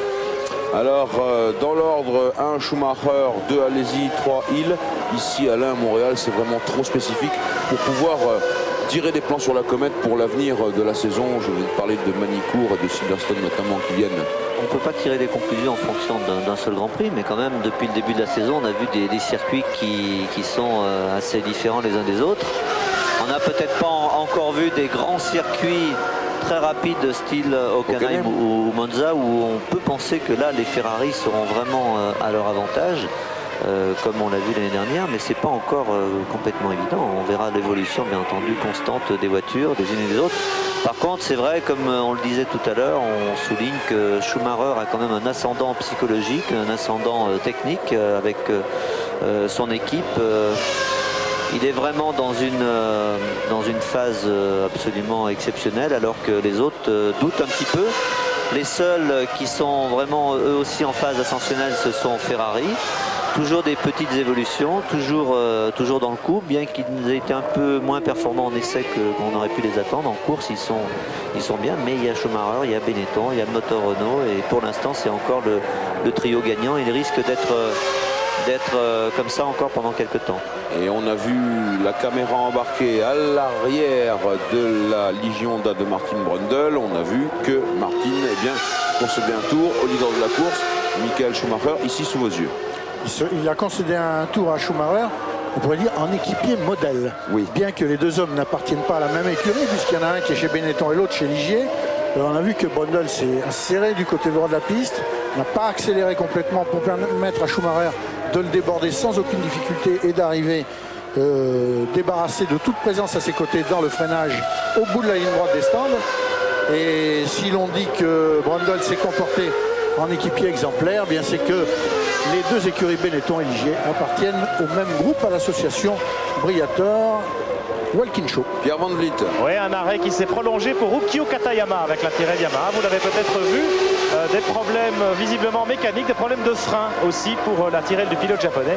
On sait que le circuit Gilles Villeneuve est particulièrement difficile pour les freins et que dans la seconde moitié de la course, cela va jouer un rôle certain. Oui, mais nos amis de Carbone Industrie, c'est une société française qui fournit, je vais dire, 95% du plateau de la Formule 1 avec des freins carbone. Eh bien, nos amis de Carbone Industrie ont suréquipé toutes les écuries. Pour la petite histoire, normalement les freins, je crois que c'est des 26 mm d'épaisseur. Les disques, là on est tous à 28 mm à peu près. Je ne sais pas si tous les pilotes ont utilisé 28 mm, mais certainement la grande majorité. On utilise des freins un peu plus épais avec des écopes de freins, c'est-à-dire des refroidissements plus importants. Ceci bien entendu pour éliminer tout risque d'usure intempestive et tout risque de chaleur trop importante sur les freins. Oui, ce qui vous avait coûté peut-être une victoire. Vous, je crois que chez Ferrari, on avait oublié de retirer les scotch. Oui, parce qu'on avait commencé une course sous piste mouillée, c'est-à-dire quand c'est mouillé, bien entendu, pour avoir des freins plus efficaces. Les freins en carbone doivent travailler à des températures très importantes.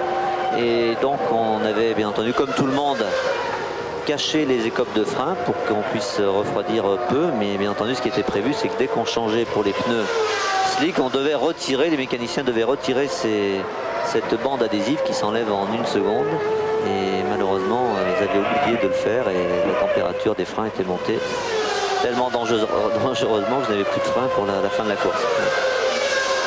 à l'image les deux Jordan Peugeot de Barrichello et de Eddie Irvine, qui sont toujours 4e et 5e, mais qui ont concédé un petit peu de retard à la Williams Renault de Damon Hill. Tout à l'heure, elle roulait avec 9-10 secondes de retard sur la Williams, et maintenant Damon Hill possède 15 secondes d'avance sur Barrichello, qui est toujours suivi comme son ombre par Irvine. Et oui, comme son ombre, et c'est le cas de le dire, puisqu'il y a une seconde entre les deux hommes et quelquefois 9 dixièmes.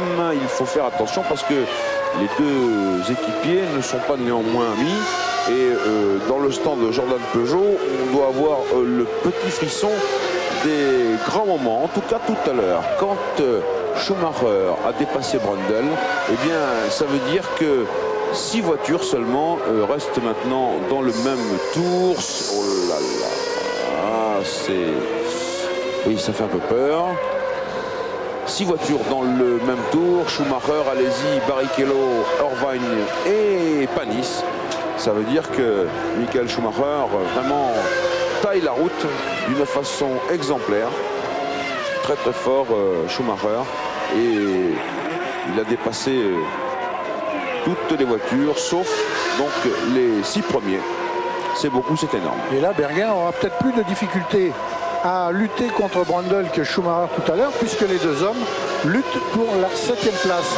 Brundle est 7e à un tour de Schumacher, avec 1 à 2 secondes d'avance sur Berger selon les tours, qui lui aussi a un tour de retard sur Schumacher. Là, il est tout près de Brundle et il va disputer à Brundle la 7e place.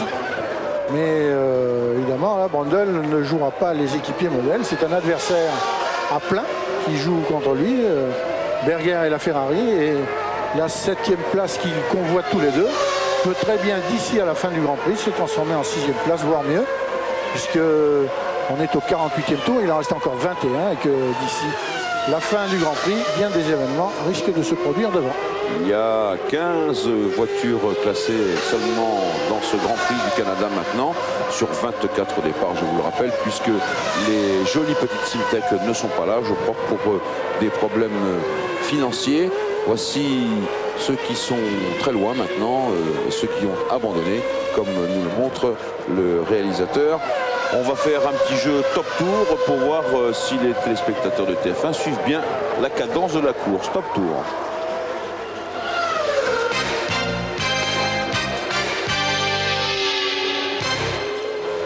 Quel est le pilote qui est titulaire du meilleur tour en course? 36-15, code TF1. Et on revient sur Barrichello et Irvine, 1 seconde et 2 dixièmes. En tout cas, Damon Hill s'est bien repris, puisque depuis les changements de pneus, Damon Hill conserve l'écart qui le sépare de la Ferrari de Jean Alesi. Voici l'arrêt de Marc Blundell sur la McLaren de secours qu'il avait pris après avoir connu une mésaventure lors des tours de chauffe. Et puis là, apparemment, c'est mécanique et c'est peut-être le moteur si ce n'est la boîte. En tout cas, plus de McLaren Mercedes en course. Hakkinen éliminé dès le premier tour sur un accrochage avec Herbert. Et maintenant Blundell qui était 9e, assez loin d'ailleurs, qui faisait une course sans relief, eu égard aux ambitions de son écurie, de sa voiture, une course sans relief, et qui se retire, ce qui va laisser 14 voitures en course. Pas très bien placée la McLaren Mercedes de Blundell. Alain, nous l'avons dit à Monaco, elle est dans la spirale de l'insuccès, cette écurie McLaren. Oui, ça allait un petit peu mieux là, certaines fois un peu inconstante, mais c'est la première fois aussi que cette voiture a été dévoilée sans son aileron arrière supplémentaire. Mais c'est vrai qu'on compte dans cette équipe plus sur Hakkinen que sur Blundell, pour l'instant, bien que celui-ci ne démérite pas. Mais il fait aussi pas mal de petites erreurs, comme on l'a vu en début de course, et malheureusement ça prive peut-être son équipe de quelques points importants et surtout d'enseignements importants pendant toute une course aussi difficile que celle-ci.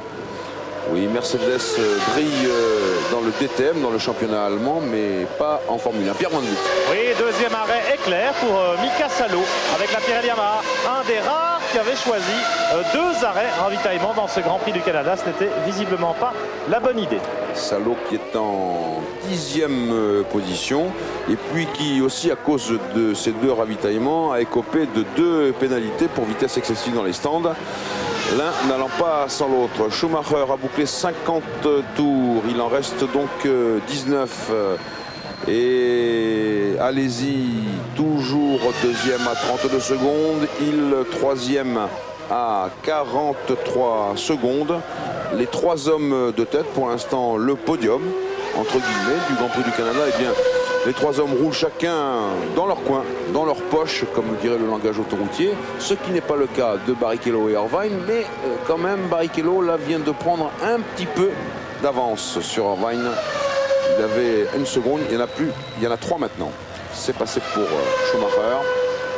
Schumacher dont l'hégémonie est incontestable et incontestée puisque en 10 tours, il a augmenté son avance de Jean Alesi de 5 secondes et son avance sur Damon Hill de 6 secondes.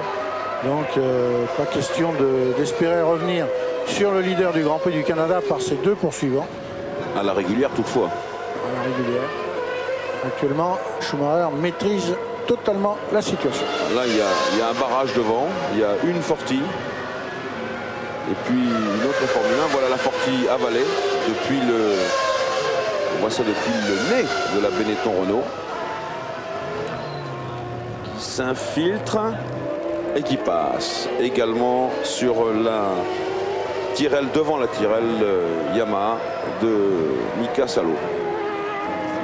Pierre Van Vliet chez Ligier. Oui, Jean-Louis. Vous parliez du duel fratricide chez Jordan Peugeot entre Barrichello et Irvine. Eh bien, chez Ligier, vous voyez que les Bleus, les mécaniciens sont très attentifs à la course de leur pilote. Olivier Panis, 6e, et Martin Brundle, 7e, avec 7-8 secondes d'écart seulement entre les deux, à l'avantage du Français. Alors que Martin Brundle, on le sait, devrait céder son volant. Hop, Damon Hill, Pierre, je vous coupe. Oui, bien sûr. Damon Hill qui stoppe en colère, je crois, devant les stands de ce circuit Gilles Villeneuve. Voilà, il passe à l'intérieur. Il a jeté son volant en colère.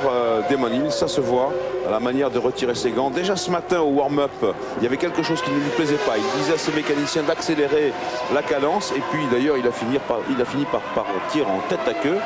Et là, je le vois à nouveau très énervé. Donc, c'est curieux cette ambiance chez Williams qui fait que depuis 92, on l'avait vu avec Mansell. Je sais pas, on n'a pas l'air de porter au pilote qui conduit cette équipe la considération qu'il mériterait sans doute. Damon Hill ne se sent pas à l'aise chez Williams. Comme Mansell ne s'était pas senti à l'aise à la fin de 92, année qu'il avait dominé Mansell, et puis en dépit de cette domination, en dépit de tous les résultats qu'il avait amenés à Williams, eh bien l'ambiance était telle qu'il avait préféré partir à Indianapolis. Vous posez la question à Alain Prost qui était pilote chez Williams en 93. Je peux vous dire tout à fait honnêtement que c'est très difficile de conduire dans une équipe comme Williams. Moi je connais bien la situation de Damon et c'est vrai qu'on ne met pas, pour résumer, on ne met pas le pilote dans une condition psychologique sans faille, alors que, en tout cas c'est mon avis, je le répète, la performance d'un pilote c'est 80% déjà de la psychologie. C'est ce qui fait la différence certainement aussi entre le travail de l'équipe, le travail d'un pilote comme Schumacher dans une équipe Benetton qui est tout le monde le supporte, tout est fait pour lui, oui, pour sa performance. Je ne dis pas qu'il faut tout privilégier pour un pilote spécialement, mais c'est vrai que c'est quand même plus facile. Mais surtout que le pilote se sente psychologiquement dans une position très forte, très soutenue. Et c'est vrai qu'il y a un petit malaise quand on voit un peu ce qui se passe dans cette équipe aujourd'hui. De ce matin, quand on est arrivé, je me suis fait la réflexion, on me l'a fait, une autre personne me l'a fait en même temps, c'était assez bizarre, on sent quelque chose qui ne va pas très bien. On pourrait dire que Damon Hill n'est pas heureux. Oui. Vous voulez parler de la personnalité peut-être trop forte de Frank Williams et de Patrick Head, son directeur technique? Je ne sais pas, c'est quelque chose qui est sensible, mais c'est difficile de savoir pourquoi. Alors, et là la bagarre, Brandelberger qui passe son plein. Hein. Oui. Alors que donc le classement est sensiblement modifié. 1 Schumacher, 2 Alesi à 29 secondes. Nous sommes dans le 54e tour du Grand Prix du Canada qui en comporte 69. Barrichello est 3e. Ouais, 3e, 4e, les moteurs Peugeot, c'est quand même... c'est mieux. C'est mieux, ce serait quand même surtout très, très important pour eux. Et puis ça donnerait un petit bol d'air à toute cette équipe qui en a besoin, car ils ont galéré un peu. On les attendait quand même très très bien pendant l'hiver. Ils ont fait des essais canons, mais beaucoup de petits problèmes, beaucoup de petites sorties de route aussi, surtout de la part d'Irvine. Des petits problèmes psychologiques normaux d'ailleurs pour un jeune pilote comme Barrichello qu'on a présenté tout de suite comme le nouveau Senna. Un petit mot Alain avec Mark Blundell au passage. Mark, what happened? Qu'est-ce qui s'est passé? Il y a quelque chose qui a cassé à l'arrière de la voiture, mais je ne sais pas quoi pour l'instant. Est-ce que le mulet était difficile à conduire? Oui, le mulet était prêt pour Mika Hakkinen et nous avons tous les deux des réglages complètement différents. C'est pas une bonne course pour moi aujourd'hui. Merci Mark Blundell. Alors qu'on revient à la bagarre Brundle-Berger. Bagarre qui se dispute pour le point de la 6e place, puisque maintenant, du fait de l'abandon de Damon Hill, eh bien, Brundle occupe la 6e place et Berger convoite cette place en talonnant la Ligier Honda de très près. Mais on a vu que dans la ligne droite, le moteur Honda n'a rien à envier au moteur Ferrari. Ah oui, en accélération, c'est assez surprenant. Et Brundle qui doit se méfier des Ferrari, on le sait depuis le Grand Prix de Monaco, mais ce n'est pas Jean Alesi qui est derrière lui, c'est Gerhard Berger. Gerhard Berger qui pousse Brundle qui pourrait, sous la pression de Berger, revenir sur Olivier Panis, mais Olivier Panis tient quand même son équipier à distance, puisqu'il y a 10 secondes d'écart entre la Ligier de Panis 5e et celle de Brundle, ici à l'écran, 6e. Alors avant qu'il ne se passe quoi que ce soit, puisse se passer, on se retrouve dans quelques instants après cet écran de publicité à Paris.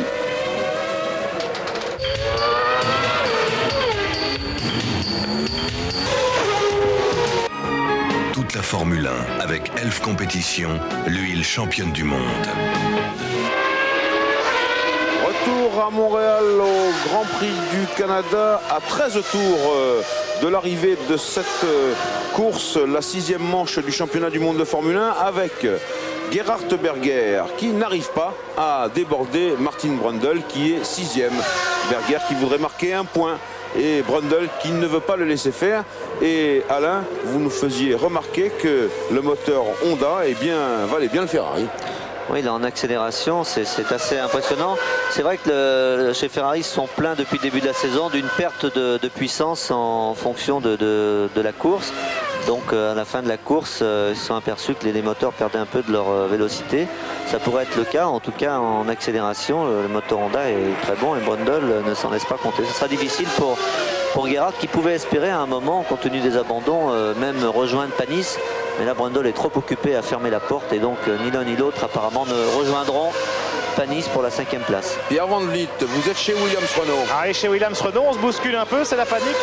Regardez plutôt toutes les télévisions, tous nos confrères. On attend évidemment Damon Hill qui est rentré assez courroucé dans le motorhome de l'écurie. Et pour cause, puisque la raison de son abandon, c'est un problème mécanique, un problème de boîte de vitesse, semble-t-il. Il était bloqué en 6e et il a fini par se retrouver complètement arrêté le long des stands, vous l'avez vu. Et oui, donc avec Alain, nous évoquions l'ambiance un peu spéciale de l'équipe Williams. En ce moment, on commence à parler des transferts. On parle de Coulthard, on parle de Frentzen, on a beaucoup parlé de Villeneuve. Mais bien sûr, la clé de ces transferts, c'est évidemment Michael Schumacher. Et Schumacher, eh bien, ses amis proches disent qu'il n'est pas prêt de laisser tomber Benetton Renault parce que c'est une équipe qui pour lui. Mais Schumacher, il abandonne là sous nos yeux ou alors il a manqué une vitesse. Non, il était déjà un peu au ralenti avant. Je pensais qu'il assurait un peu son résultat. Pas du tout. Attention, Pierre Van Vliet. Un rebondissement dans ce Grand Prix du Canada. Pas encore. Jean Alesi est toujours 2e, mais il a de drapeaux blancs autour de la Benetton Renault de Michael Schumacher qui rentre au petit trot, probablement dans les stands. Il est à l'épingle. Il a en tout cas de la transmission. Est-ce que c'est une boîte qui est en train de commencer à se bloquer? On ne le sait pas. Ils ont eu pas mal de problèmes d'électronique en ce qui concerne les boîtes de vitesse. On l'a vu, Coulthard, je crois que c'est en Argentine. Maintenant, Damon Hill. Peut-être que c'est le même problème, peut-être qu'il est bloqué dans un rapport. Et les drapeaux Ferrari qui s'agitent de tous les côtés. Non, Schumacher, il n'a... Ici, il est au ralenti. Pas encore les stands en vue. Là, au bout de cette ligne droite, on nous montre le public. Il arrive et il rentre au stand Schumacher, ce qui nous donne, vous l'avez bien compris, Jean Alesi en tête de ce Grand Prix du Canada dans le 58e tour de course. Pas encore, mais si, ça va venir. Il y avait 33 secondes, Jean voilà, vient de passer. Est passé. On a entendu le 12 cylindres de sa Ferrari. Et il est en tête. Et Schumacher qui dégrafe son harnais. Non, ils ont changé le volant pour voir s'il y avait un problème. Il doit avoir un problème de boîte de vitesse aussi, donc changer de volant pour voir s'il y a un problème de commande de boîte. Regarde le programme électronique. Barrichello est passé deuxième. Avec l'ordinateur de service. Et bien au moment où j'étais en train de dire que Schumacher avait une équipe tout autour de lui et qu'il y avait une voiture autour de lui, ça ne lui a pas porté chance. Michael, il est rentré au stand avec peut-être des problèmes d'embrayage également, puisque vous voyez qu'on soulève la voiture. Bon, je crois que c'est pour voir si les vitesses passent peut-être. Avec donc le cric, la voiture est donc en roue libre. Il attend, il fait le signal moteur, il est prêt en tout cas. Moteur à nouveau. L'informatique vient au secours de Benetton. On désaccouple tout. Et il repart. C'était peut-être un problème de plus, doucement dans les stands, parce que sinon c'est une pénalité. Voilà. Mais tout de même. Là, il libère ses chevaux, c'est la puissance du moteur. Il s'est arraché des stands de toute l'énergie possible. Et il est maintenant, il est septième. À 1 minute 14 d'Alesi. Sur l'écran. Alors donc le classement de ce Grand Prix du Canada. Nous sommes dans le 59e tour de course. Soit 10 tours de l'arrivée. 1 Jean Alesi, 2 Rubens Barrichello, 3 Eddie Irvine, 4 Olivier Panis, 5 Martin Brundle, 6 Gerhard Berger, 7 Michael Schumacher et le drapeau Ferrari qui s'agite. Voilà, il reste 10 tours. Comme je vous le disais, c'est donc un rebondissement. On parlait tout à l'heure de cas exceptionnels. Eh bien, il s'en est produit un pour l'instant dans ce Grand Prix du Canada, mais on ne va pas le contester puisque ça nous donne quand même Jean Alesi en tête de ce Grand Prix. Ouais, ce sera absolument fantastique pour lui. Encore 10 tours, encore 10 tours. Non, oh là là. Vous savez, bien sûr. C'est très bien commencé. Simplement, j'espère que son équipe va penser à l'essence et va le raisonner un petit peu. Il faut qu'il conduise maintenant le plus prudemment possible, perdre même une partie de son capital pour pouvoir absolument terminer cette course sans problème. On doit se rappeler, pour ceux qui nous suivraient seulement maintenant, que Berger est tombé en panne d'essence dans le premier, avant son premier ravitaillement. Il est arrivé en roue libre. Il essaie un dépassement Berger, non, il n'y arrive pas. Il est arrivé en roue libre devant le stand Ferrari in extremis.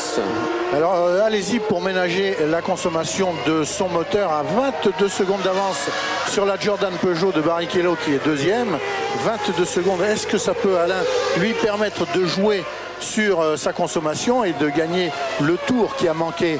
Ah, ça c'est Berger. Oh, menace. Ah, ils se menacent tous les deux. Ah, c'est à l'épingle où Brundle a freiné sur la droite, fermant la porte à Berger. Non, il n'est pas passé. Lourd contention. Berger a essayé, Ferrari en tout cas. Oui, et Berger a essayé de passer par l'extérieur. Il a bloqué ses roues, mais Brundle était là, prenant la place à l'intérieur. Je vous coupe une minute. Pierre Van Vliet. Oui, je suis chez Benetton, Jean-Louis. Vous voyez derrière moi, il y a Johnny Herbert et il y a toute l'équipe Renault. Alors il semblerait que c'est un problème d'accélérateur qui handicape Schumacher. Un problème effectivement de relais. Il n'arrive pas à accélérer. Peut-être un problème électronique, certainement, puisqu'on sait qu'ils sont gérés par l'électronique, ces accélérateurs, dorénavant.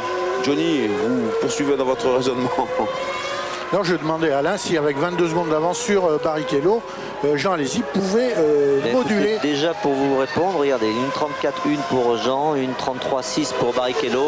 L'écart est passé de 23 à 21 secondes 7. Et donc Jean a déjà certainement levé un petit peu le pied. Il reste 9 tours. Il peut se permettre de perdre, disons, une bonne seconde au tour pour être pour être relativement sûr, il n'y a que cette solution. Mais est-ce que c'est suffisant pour essayer de gagner le demi-tour qui a manqué à Berger dans la première moitié de la course? C'est-à-dire que Berger, qui a ravitaillé au 35e tour, n'a pas pu totalement parcourir ses 35 premiers tours. Pour la deuxième moitié de la course, Jean Alesi doit parcourir 35 tours sans ravitailler. Est-ce que le fait de perdre 1 à 2 secondes au tour peut lui permettre de gagner? Je pense sincèrement, si on calcule en pourcentage, 1 à 2 secondes, disons que ça fait les 3-4% qui seraient suffisants en tout cas pour économiser un peu d'essence. On croise les doigts, là, croise les doigts. Allez-y en tête dans le 61e tour.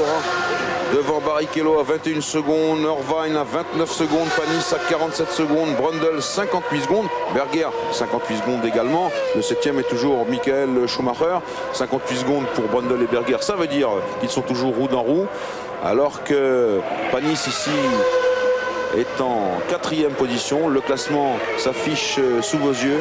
Ce serait un merveilleux cadeau d'anniversaire pour Jean Alesi. Il est né le 11 juin 1964 à Avignon, le Grand Jeannot. Un merveilleux cadeau d'anniversaire pour Jean Alesi. Puis un grand jour pour la Formule 1 en France, puisque si tout se termine comme ça, il y a encore 8 tours, je n'ose pas trop parler. Si tout se termine comme ça, on a un moteur Peugeot 2e, un moteur Peugeot 3e, Panis sur une Ligier 4e et la Ligier de Brundle 5e. Oh, pardonnez-moi, mais c'est vraiment... Oh là là, ça, ils sont touchés. Et là, Brundle est dehors et là, Berger aussi. Alors peut-être que Berger va aller lui expliquer de quoi il retourne, on va voir. Alors, ils ne sortent pas de leur voiture, ou non, qu'est-ce qui se passe? Ils ont peut-être pas calé, voilà. Ils n'ont pas calé, on voit Brundle essayer de redémarrer. Et du coup, Schumacher va rentrer dans la scène au ralenti. On revoit la scène au ralenti. Oui.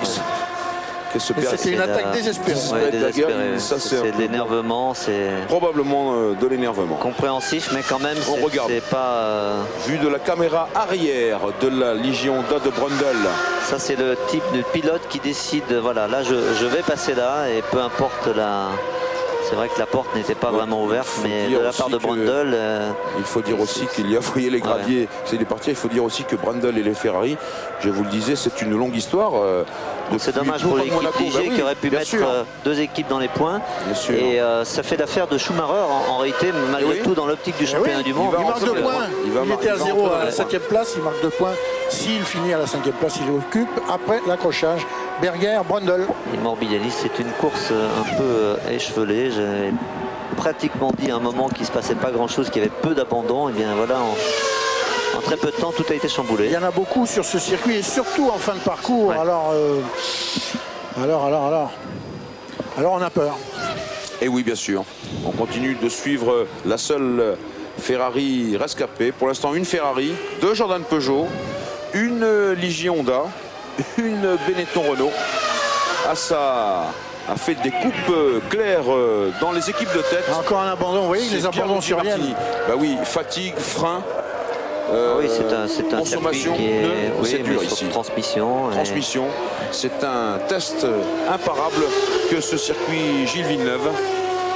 Le grand Villeneuve qui portait le numéro 27, comme certaines Ferrari que vous voyez sur l'écran. Ceci dit au singulier. 63 tours de fait pour Jean Alesi, il en reste 6. Il tourne en 1,34,1, c'est-à-dire qu'il tourne avec, disons, 3 secondes sous le pied. Je crois que la caméra de Jean-Luc Villemont nous montre José Alesi et puis son frère et tout le stand de Ferrari à côté de Pierre Van Dijk. Oui, passez-moi l'expression, Jean-Louis, mais il n'y a plus un poil de sec. Ici, on est vraiment très tendu. Quand il y a eu l'accrochage Berger-Brundle, imaginez les noms d'oiseaux pour Brundle, même si cette fois-ci, ce n'était pas vraiment lui qui était responsable. En tout cas, il reste quelques tours. On sait que Jean a ravitaillé assez tôt dans la course, alors ça va peut-être être un peu juste par consommation. On croise les doigts. On croise les doigts. Je vois derrière vous François, Mario, Inagawa, les amis de Jean et les mécaniciens. Il y a de quoi guetter cela au plus près. Ici, on est un peu silencieux. Moi, je pense déjà au restaurant de ce soir. J'étais en train de penser à Jean Todt qui s'est-il posé la question, est-ce que je l'arrête pour qu'on lui mette 10 litres ou est-ce que je l'arrête pas, parce que 22 secondes, ça ne doit pas être suffisant pour un arrêt avec toute la distance des stands à parcourir km/h. C'est un peu limite, c'est vrai, mais quand il avait 27 secondes d'avance, c'était une solution envisageable, bien qu'elle soit toujours un peu risquée de s'arrêter au stand. On ne sait jamais ce qui peut se passer pour les embrayages. Bien sûr. Donc peut-être qu'ils sont relativement confiants. Il faut qu'ils ralentissent. Il peut se permettre de ralentir beaucoup la cadence. Vous savez, en un ou deux tours, vous pouvez quand même économiser pas mal en roulant pratiquement, je dirais, au ralenti. Donc ça devrait quand même aller. La cadence est quand même moins forte, moins importante que la première partie de course. Jean Alesi en tête dans le 65e tour. Barrichello, deuxième, on l'a vu. Eddie Irvine, le voici. Troisième, Panis, quatrième. Schumacher, cinquième. Et c'est Gianni Morbidelli qui entre dans les points avec son arrose à moteur Hart.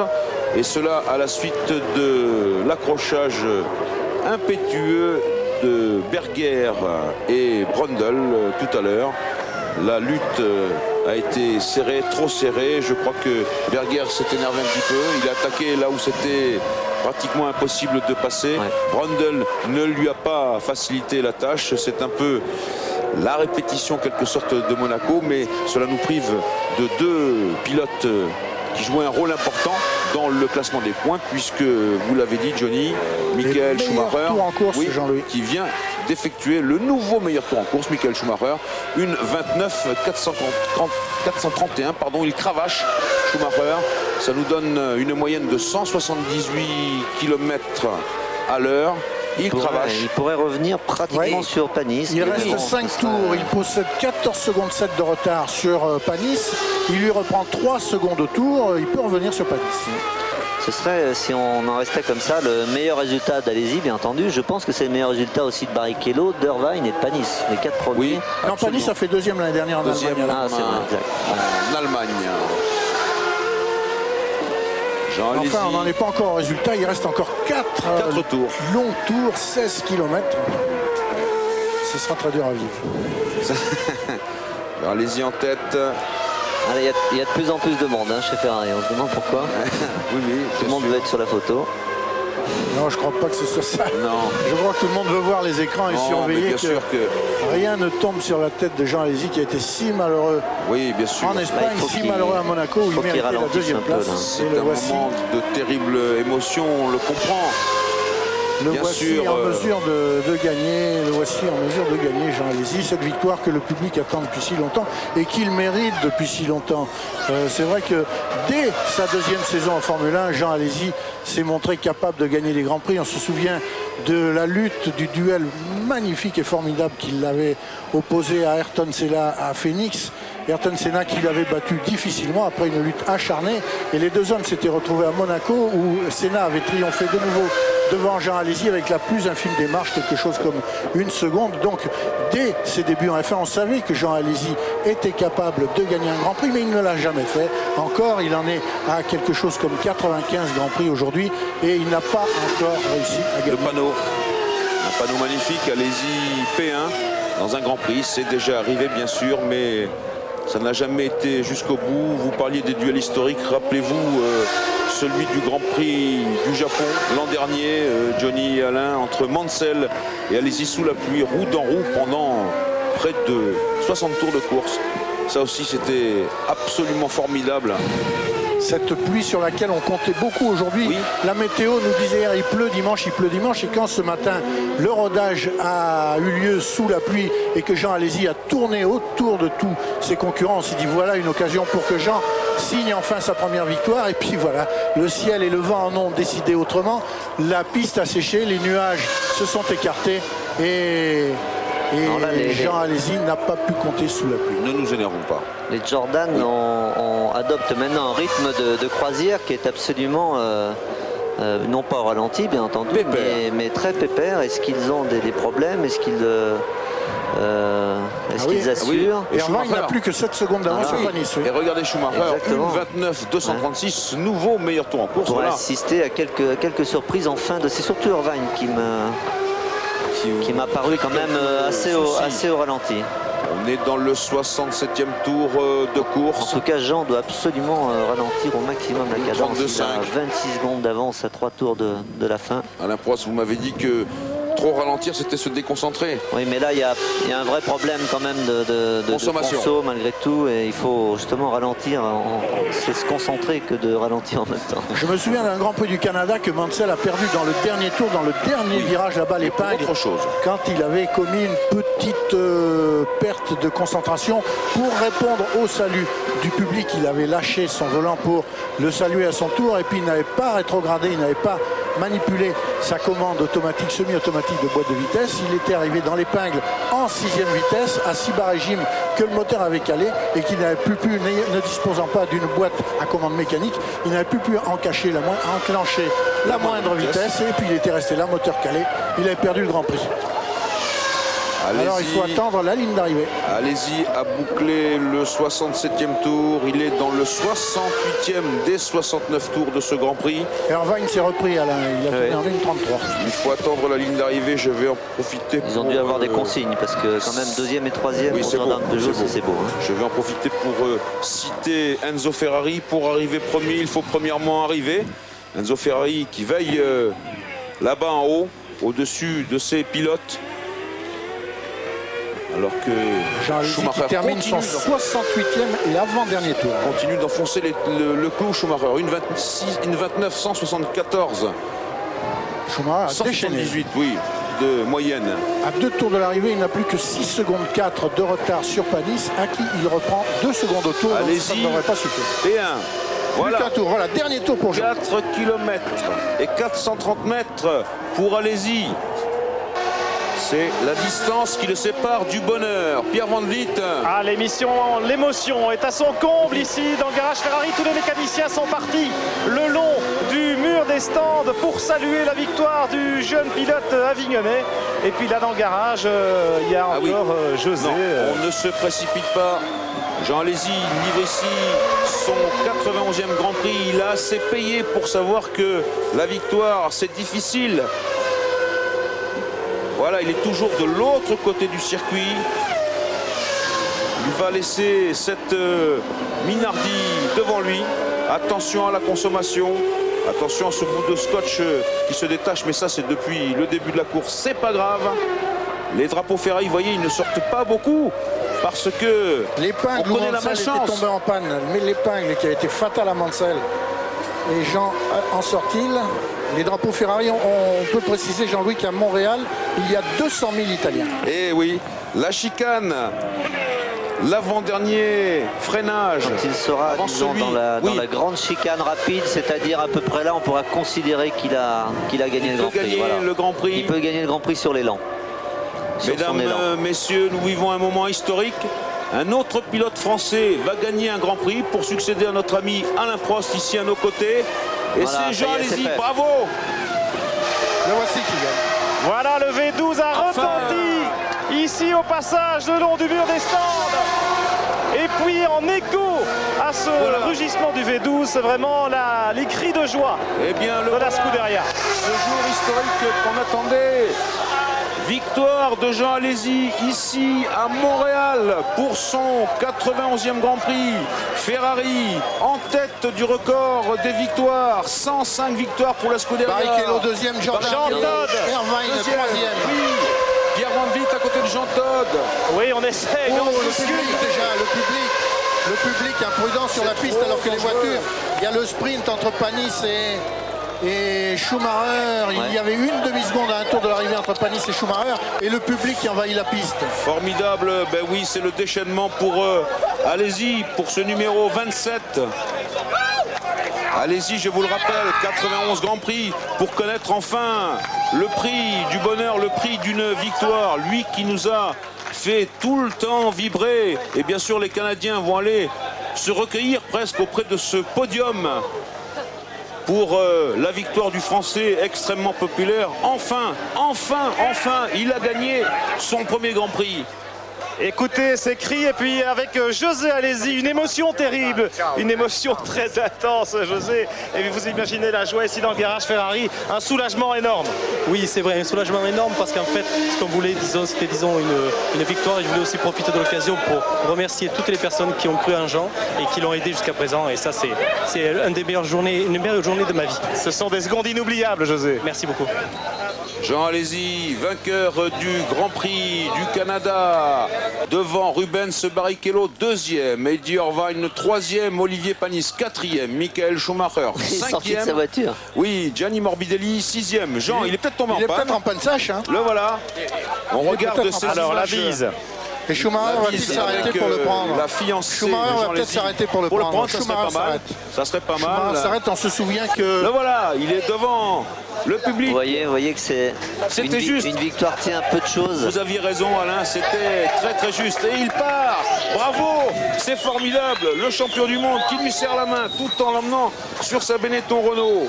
Eh bien, est-ce qu'Alesi pouvait rêver d'un meilleur tour d'honneur devant ce public canadien? Oui, attention de ne pas tomber. Enfin, il est récompensé, Jeannot.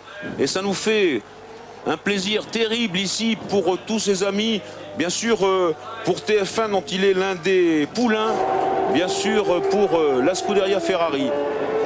Voilà, il descend sur le ponton. C'est plus prudent. Alors que le classement du Grand Prix du Canada s'affiche sous vos yeux. Johnny, un point rapide des Français chez Ferrari. On va parler d'Alain Prost naturellement. C'était en 90. Johnny Rive est très ému. Alors chez Ferrari, les Français qui ont marqué de leur passage la Scuderia Ferrari sont bien sûr Alain Prost qui entre 90 et 92 a signé 5 victoires sur Ferrari. Il y a eu René Arnoux avant Alain Prost qui entre 83 et 85, René Arnoux a signé 3 victoires chez Ferrari.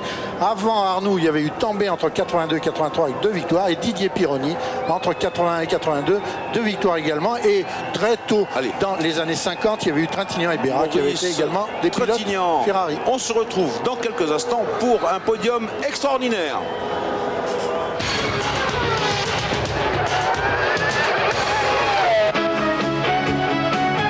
Toute la Formule 1 avec Optan Delph, l'essence championne du monde.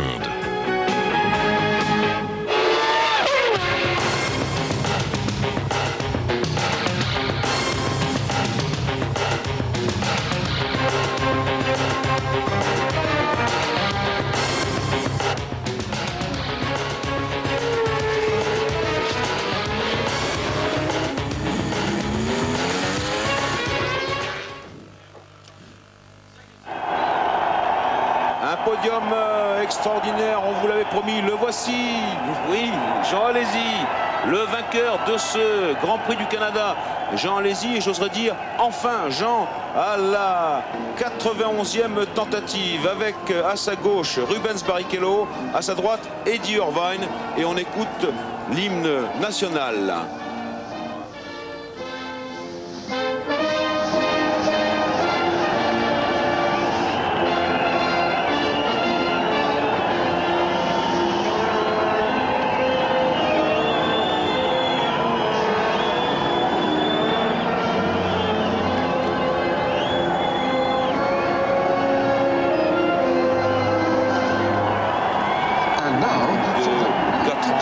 Que nous n'avions pas sur ce déplacement.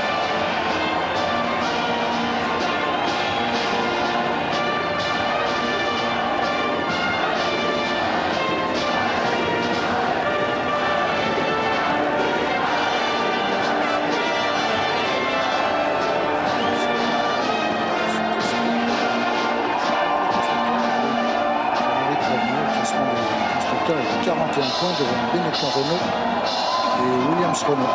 Benetton Renault qui a réussi à marquer Schumacher, 2 points qui permettent à Schumacher de porter son propre score à 36 points. Il a maintenant 7 points d'avance sur Damon Hill au championnat des pilotes. Et Jean Alesi est 3e à ce championnat des pilotes avec 24 points. Il n'est plus qu'à 5 points de Damon Hill. Jean Alesi qui reçoit la coupe qui va au constructeur qui a gagné ce Grand Prix. Et Jean demande de monter sur le podium. Non, ce n'est pas ma place, c'est la tienne. La place du team manager ou du patron, Jean-Todt le sait bien, c'est lui qui le dit. Oui, les deux hommes s'embrassent, ils ont mérité cela. C'est la 105e victoire de Ferrari et par conséquent maintenant Ferrari est seul en tête devant McLaren avec 104 victoires. Les personnalités du Québec qui remettent la coupe. Alors c'est à Rubens Barrichello, le petit Brésilien, 2e avec sa Jordan Peugeot. Un qui doit être content aussi, c'est Philippe Gurgian, l'organisateur du Grand Prix de France. À 3 semaines du Grand Prix de France, voici Jean Alesi qui triomphe enfin et qui va pouvoir être fêté par le public français à Manicourt le 3 juillet. Le 1er aux essais, le 2 et le 3 juillet. Après, c'est Eddie Irvine qui va être récompensé, le 3e homme de ce Grand Prix. Le voici, Eddie Irvine. Et puis, on attend la coupe la plus belle. Vous imaginez l'émotion ici à Montréal, l'émotion autour de Ferrari, mais ça c'est presque normal, je dirais. L'émotion autour des Français, car je rappelle, la Scuderia est dirigée par Jean-Todt, un Français, et c'est un autre pilote français, après Prost en 90, Jean Alesi, qui gagne ici son premier Grand Prix, avec ce numéro 27 entièrement dédié au célèbre Gilles Villeneuve, qui a donné son nom à ce circuit. Je reprendrai à cette occasion une expression qui avait été déjà utilisée pour la victoire de Jean-Pierre Beltoise à Monaco en 72. Jean-Pierre Beltoise qui avait gagné son premier Grand Prix après 4 saisons. Justice est faite pour Jean Alesi. Justice est faite, oui, pour Jean Alesi. La course des bulles à travers le podium. Nous, on rejoint à Paris Marc Minary qui nous résume ce sensationnel Grand Prix du Canada. Il est sensationnel pour nous, vous l'avez compris. Piste mixte, légèrement humide avec une adhérence précaire. Quasiment tous les pilotes sont en slick au départ. Schumacher précède Damon Hill, Coulthard, Berger, Alesi et Johnny Herbert sur sa Benetton. Johnny Herbert qui n'ira pas beaucoup plus loin, éperonné par la McLaren Mercedes de Mika Häkkinen. Pour les deux hommes, c'est l'abandon dès le premier tour.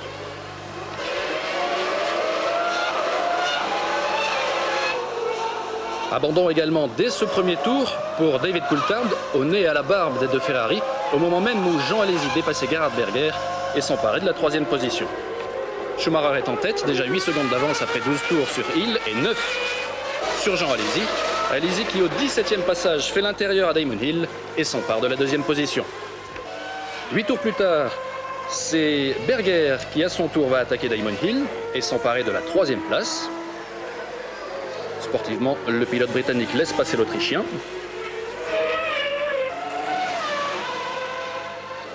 Et 2 pénalités pour Ukyo Katayama, départ anticipé et vitesse excessive dans les stands, tandis que les 2 Jordan Peugeot, elles, sont 5e et 6e depuis le début de l'épreuve. 34e passage, Schumacher est en tête, arrêt simultané de Jean Alesi, Damon Hill et Rubens Barrichello. Berger, du coup, récupère la 2e position. Un tour plus tard, Berger, alors 2e donc, est au ralenti. Il réussit à rejoindre son stand à la limite de la panne sèche. Verdict, 25 secondes, 1 d'arrêt. L'Autrichien se retrouvera 8e en sortant des stands et Panis entre dans les points. 38e tour, Schumacher ravitaille rapidement, 12 secondes 9. Et il conserve la tête de l'épreuve. 2e, Jean Alesi. 3e à ce moment-là, Damon Hill.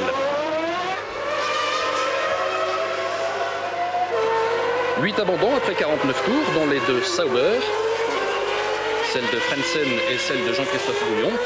8 abandons auxquels s'ajoute Mark Blundell un tour plus tard sur le mulet McLaren Mercedes. Et surtout au 51e passage, Damon Hill qui abandonne devant les stands. Peut-être un problème de boîte de vitesse bloquée. Barrichello du coup monte sur le podium. Les 2 Ligiers se retrouvent dans les points. Et puis un nouveau rebondissement au 58e passage, problème pour Schumacher. Est-ce la boîte de vitesse? Est-ce l'accélérateur? En tout cas, c'est un problème électronique. Et Alesi prend la tête à la plus grande joie de ses supporters canadiens et français qui ont fait le déplacement. Barrichello et Irvine se retrouvent sur le podium. Panis 4e, Brundle 5e, Berger 6e. Schumacher réussira à ressortir des stands en 7e position. Jean Alesi est donc en tête. Et au 62e passage, accrochage Berger-Brundle en bagarre pour la 5e place. Et Schumacher récupère 2 points. Morbidelli 1. Pour son 31e anniversaire, c'est donc la première victoire de Jean Alesi en 91 Grand Prix, le 105e succès de Ferrari. Il rejoint Gilles Villeneuve en 78 et Thierry Bounsen en 89 qui avaient remporté leur première course ici. Deuxième Barrichello, troisième Irvine, les deux Jordan Peugeot sur le podium. 4 Panis, 5 Schumacher, 6 Morbidelli. Au classement pilote, Schumacher 36 points, Hill 29, Alesi 24. Au classement constructeur, Ferrari 41 points, Benetton 38, Williams 32, Jordan 12. La joie de Jean Alesi, la joie de ses supporters et un taxi de luxe, le champion du monde en titre, Michael Schumacher, pour ramener Alesi vers le podium. Et voilà, c'est la folie, le moment de joie ici chez Ferrari avec Jean Alesi qui est de retour, avec toute l'équipe, avec Jean Todt. Alors Jean, le jour de gloire est arrivé, le grand moment. Qu'est-ce que vous avez ressenti au moment où vous avez cru que ça y était? Bon, ça a été très difficile pour moi. Déjà quand j'ai compris que Schumacher était hors course et que derrière, personne ne pouvait venir me chercher, je me suis mis à pleurer et c'était hyper compliqué parce que j'arrivais plus à voir la route, j'avais les larmes plein les yeux. Et au fur et à mesure, j'ai dit, là maintenant il faut arrêter parce que sinon tu vas plus pouvoir conduire. Donc je me suis mis un petit peu à repenser à la course, à repenser à la concentration et être en contact aussi avec le team parce que je voulais savoir la consommation d'essence, on était un petit peu limite. Et voilà, ça y est. Jean Todt, plus un poil de sec à la fin pour la consommation justement?